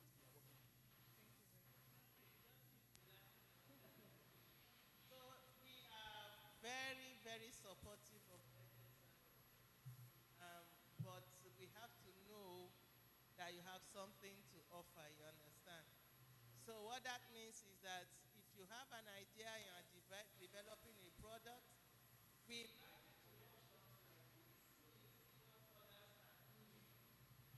give you opportunity to also pitch your work. Like by tomorrow, we'll see some startups that will be pitching their works. Why we do that is that this is a mixed model. So there are sponsors that will be the major problem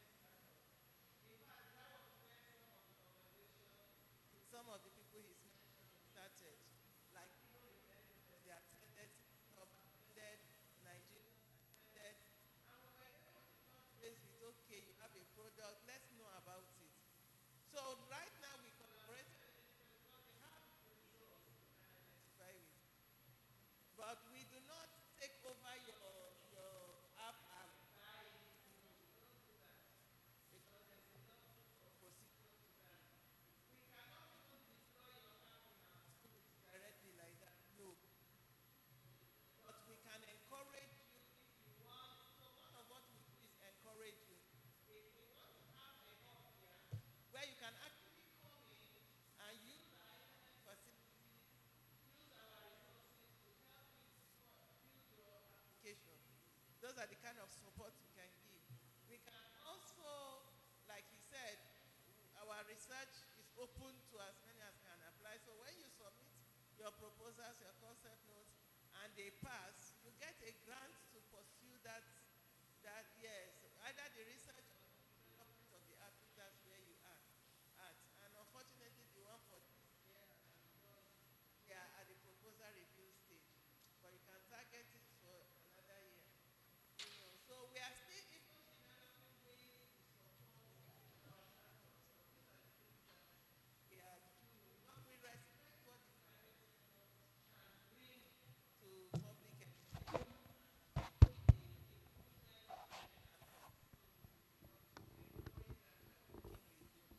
Thank you very much, everyone. Unfortunately, we would have loved that we had more participants, but I believe you've all made this an exciting experience. I know this gentleman wanted to say something. Perhaps if it's something I can handle outside of this, because our time is fast spent and we need to close so that people can return to their respective hotels and whatever. Okay, so we'll take an announcement now before we close this session. So if you still have burning questions, don't worry. Tomorrow, we're continuing with this breakout session. It's just that we might not be repeating the things he has already talked about. We'll talk about something else, but more about what we are doing here at the Digital Resource Center so people get to know us and know what they can leverage from what we are doing. Thank you very much. Thank you very much for being a part of this. You made this wonderful. Thank you. Thank you.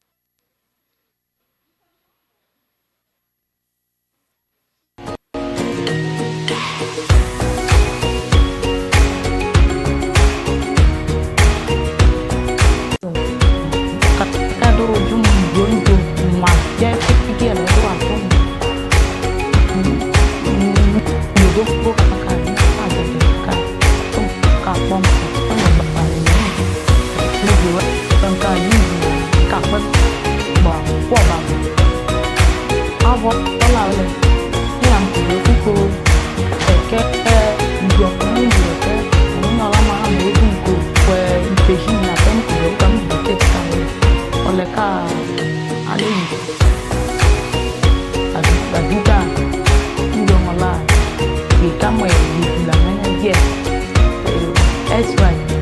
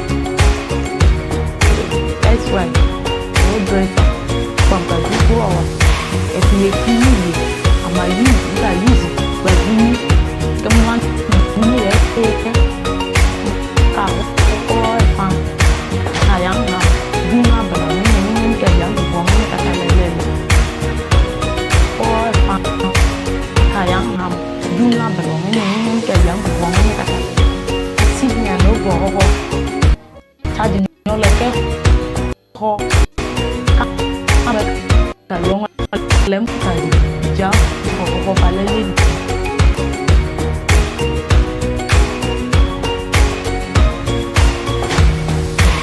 kata do do ma je ki ki le wa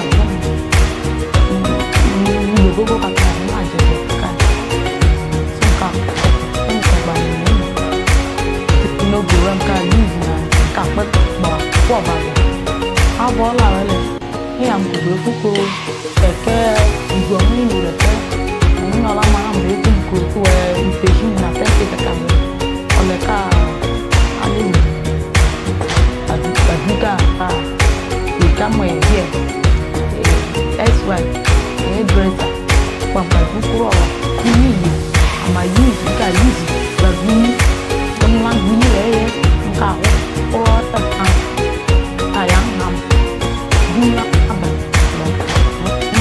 ni ka jam won ka ka le o fa kayang ham bunga belum ini kayang pun kata sibnya no boho tadi no le kam mereka luang lem kali jauh boho paleli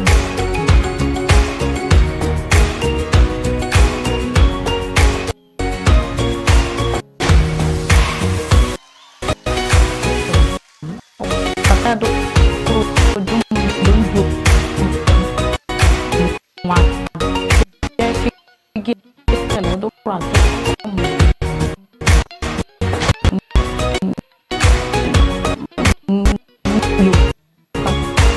là gì không cả không không bài này cái nó vừa cả cả như gì mất bỏ bỏ bạc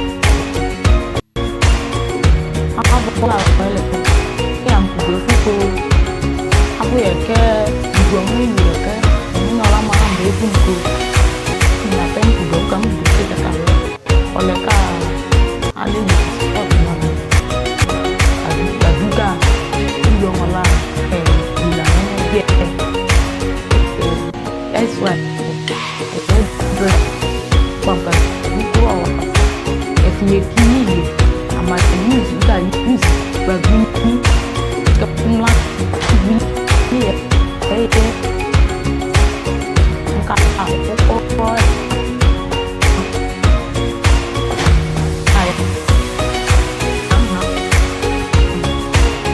jumlah bangunan yang kayak dibuangnya kata lele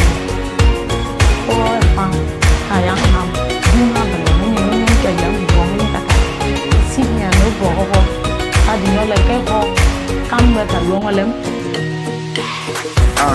that guys trendybeats.com soft work success I've been in beat, do we know when we enter it? They say we the show gun, it's a damn habit.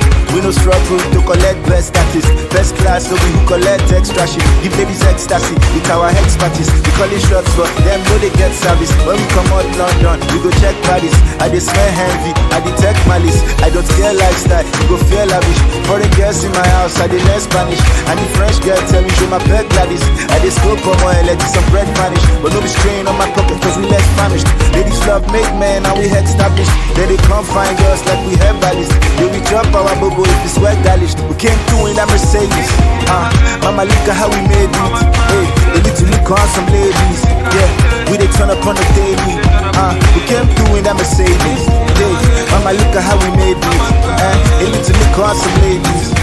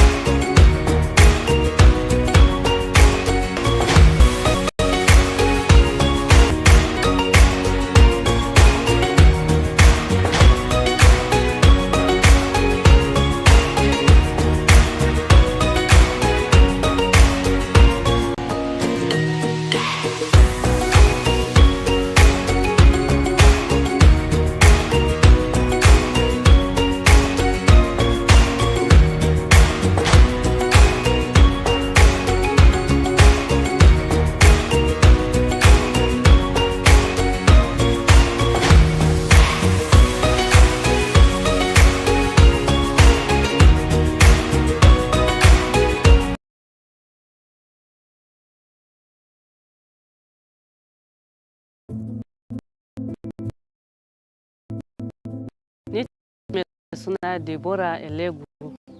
Ina cikin kungiyar Veslen. Wato kungiyar Oneshi Group.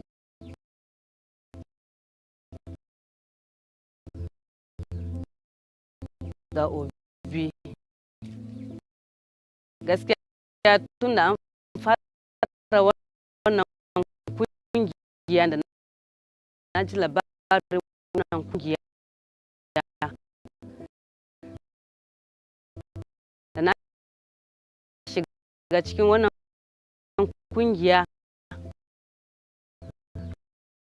ai kai mana training a cikin wannan kungiyan yadda za mu sarrafa kudi a cikin wannan kungiya na dauke kudi farko wannan kungiya sun ne 100,000 da na dauke wannan kudi ina jujjuya shinkafa nan da na yin shinkafa nan daro daya ne amma da na karo wannan kudi na zo na yi shinkafa ya kai wajen buhu daya ina gan gaba daga buhu daya yana je buhu 2 buhu 3 da yake muna samu cin a ciki wannan kungiya haka ina bunkasa sannan kuma kudin da ina dan samu riba kadan sai sake sa wani sana'a kuma ma yara peanut suna yi to din a gefe sai su dora peanut din masu tsari ko shago suna zo su saya peanut din musu kai su sa a shago domin cin gaba wannan kuyan har yasa yanya na yanzu nan tana makaranta tana high station a Ogun State tana private university a wurin tana Redonsi. So a cikin wannan kungiya din har yanzu da muka ina cin gaba da shi har na samu kudi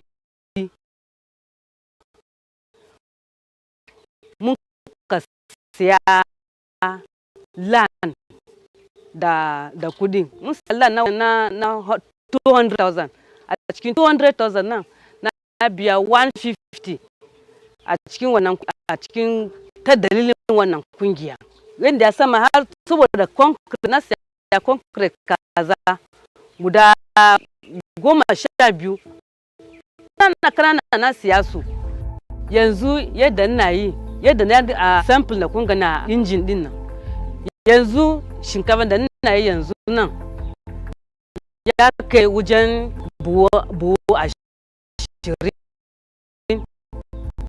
a yanzu domin amma daga kwanon kaya 2-3 za kai buhu daya buhu 2 har ya kai 20 yanzu nan domin su CBM wanda suka ba da kansu domin wannan corporation gaskiya na ji daɗi sosai.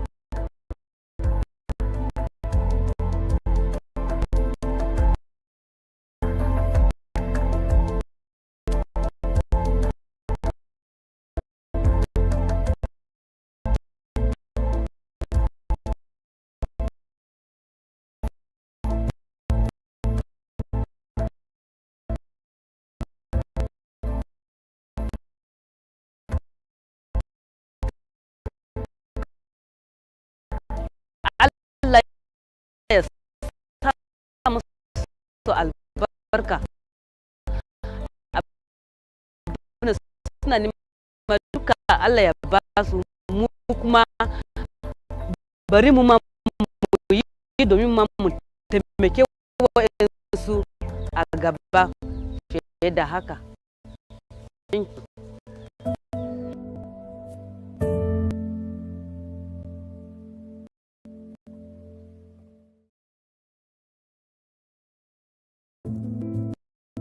Ni mai suna Deborah Elebu. Ina cikin kungiyar Vesle, wato kungiyar Oneshi Group daga Obi. Gaskiya tun da an fara wannan kungiya da na ji labarin wannan kungiya, da na shiga cikin wannan kungiya, ai kai mana training a cikin wannan kungiyan yadda za mu sarrafa kudi. A cikin wannan kungiya na dauke kudi, farko wannan kungiya sun bani $100,000. Da na dauke wannan kudi na jujjuya shinkafa nan da shi, dan na yin shinkafa nan daro daya ne, amma da na karɓi wannan kudi na zo na yi shinkafa ya kai wajen buhu daya. Ina ganin cin gaba daga buhu daya yana buhu 2, buhu 3. Da yake mun samu cin gaba ciki wannan kungiya haka yana bunkasa, sannan kuma a cikin kudin da ina dan samu riba kadan sai na sake sa wani sana'a kuma ma yara peanut, suna yi peanut din a gefe, su dora peanut din, masu tsari ko shago suna zo su saya peanut din musu kai su je su sa a shago domin cin gaba wannan kungiyan.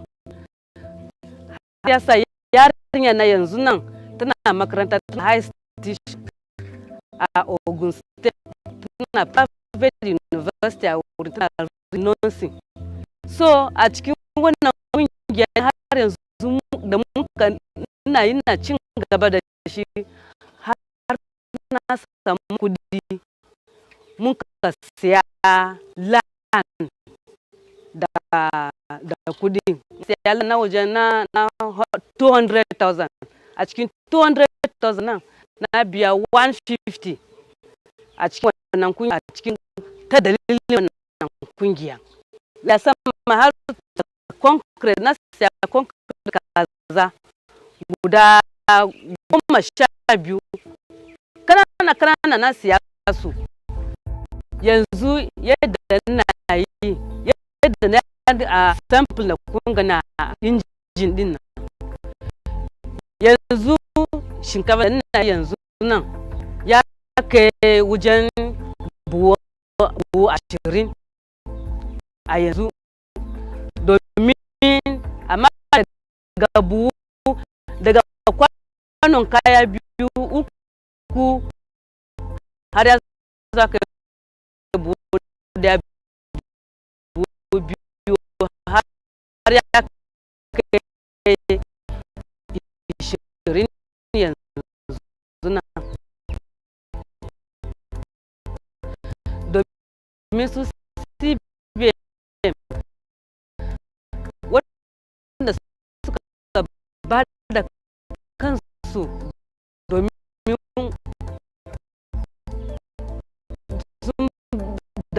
domin wannan corporation,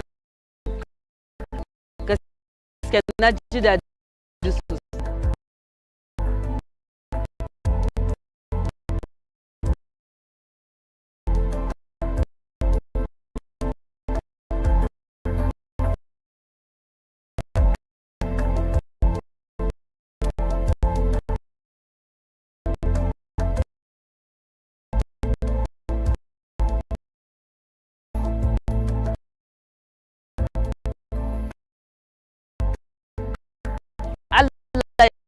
Ya sa musu albarka, abinda suna nema duka Allah ya ba su, mu bari mu ma yi domin mu taimaki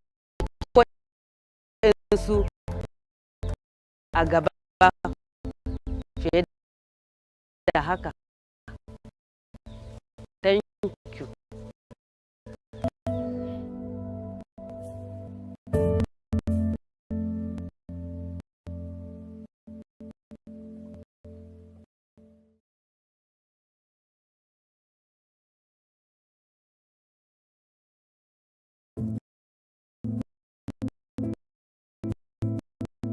Ni ce mai suna Deborah Elebu. Ina cikin kungiyar Vesle, wato kungiyar Oneshi Group daga Obi. Gaskiya tun da an fara nan kungiya da na ji labara da na shiga cikin wannan kungiya, muna training a cikin wannan kungiyan yadda za mu sarrafa kudi. A cikin wannan kun dauke kudi, farko wannan kungiya bani $100,000. Da na dauke wannan kudi, ina jujjuya shinkafa nan da shi, dan na yin shinkafa nan daro daya ne. Amma da na karba wannan kudi, na zo na yi shinkafa ya kai wajen buhu daya. Ina gan cin gaba daga buhu daya yana je buhu 2, buhu 3. Da yake muna samu cin gaba a cikin wannan kungiya haka yana bunkasa. Sannan kuma a cikin kudin da ina dan samu riba kadan sai na sake sa wani sana'a kuma ma yara peanut. Suna yi peanut din a gefe, sai su dora peanut din masu sari ko shago suna zo su saya peanut din musu kai su je su sa a shago domin cin gaba wannan kungiya. Har ya sa yarinya na yanzu nan tana makaranta, tana high station a Ogun State, tana private university a wurin, tana read nursing. So a cikin wannan kungiya din har yanzu da muka ina cin gaba da shi, har na samu kudi muka siya land da kudi. Mun siya land na wajen na 200,000. A cikin 200,000 nan na biya 150 a cikin wannan kungiya, a cikin ta dalilin wannan kungiya. Wanda ya sama har saboda concrete, na siya concrete kaza guda 12. Kanana na siya su. Yanzu yadda na yi, yadda na a sample na kunga na injin din nan. Yanzu shinkafa da na yi yanzu nan ya kai wajen buhu 20 a yanzu. Domin amma daga kwanon kaya 2, 3 har ya zo kai buhu 2 har ya kai 20 yanzu nan. Domin su CBM wanda suka ba da kansu domin wannan corporation, gaskiya na ji daɗi sosai.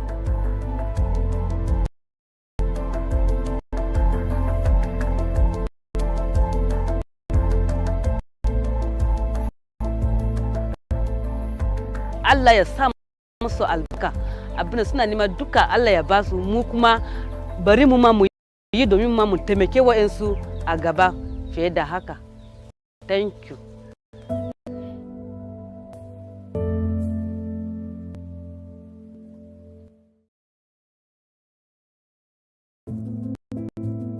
Ni ce mai suna Deborah Elebu. Ina cikin kungiyar Vesle, wato kungiyar Oneshi Group daga Obi. Gaskiya tun da an fara wannan kungiya da na ji labari wannan kungiya da na shiga cikin wannan kungiya, ai kai mana training a cikin wannan kungiyan yadda za mu sarrafa kudi. A cikin wannan kungiya na dauke kudi, farko wannan kungiya sun bani $100,000. Da na dauke wannan kudi, ina ina jujjuya shinkafa nan da shi dan na yin shinkafa nan daro ɗaya ne. Amma da na karɓa wannan kudi na zo na yi shinkafa ya kai wajen buhu ɗaya. Ina gan cin gaba daga buhu ɗaya yana je buhu 2, buhu 3. Da yake muna samu cin gaba a ciki wannan kungiya haka ina bunkasa, sannan kuma a cikin kudin da ina dan samu riba kaɗan sai na sake sa wani sana'a kuma ma yara peanut suna yi peanut din a gefe, sai su dora peanut din masu sari ko shago suna zo su saya peanut din su kai su je su sa a shago domin cin gaba wannan kungiyan. Har ya sa yarinya na yanzu nan tana makaranta, tana high institution a Ogun State, tana private university a wurin, tana read nursing. So a cikin wannan kungiya din har yanzu da muka ina cin gaba da shi har na samu kudi muka siya land da kudi. Mun siya land na wajen na 200,000. A cikin 200,000 nan na biya 150 a cikin wannan a cikin ta dalilin wannan kungiya. Wanda ya sama har saboda concrete na siya concrete kaza guda 12 kanana na siya su. Yanzu yadda ina yi yadda na a sample na kun ga na injin din nan. Yanzu shinkafa da na yi yanzu nan ya kai wajen buhu 20 a yanzu, domin amma daga kwanon kaya 2, 3 har ya zaka kai buhu 2 har ya kai 20 yanzu nan. Domin su CBM wanda suka basu domin wannan corporation na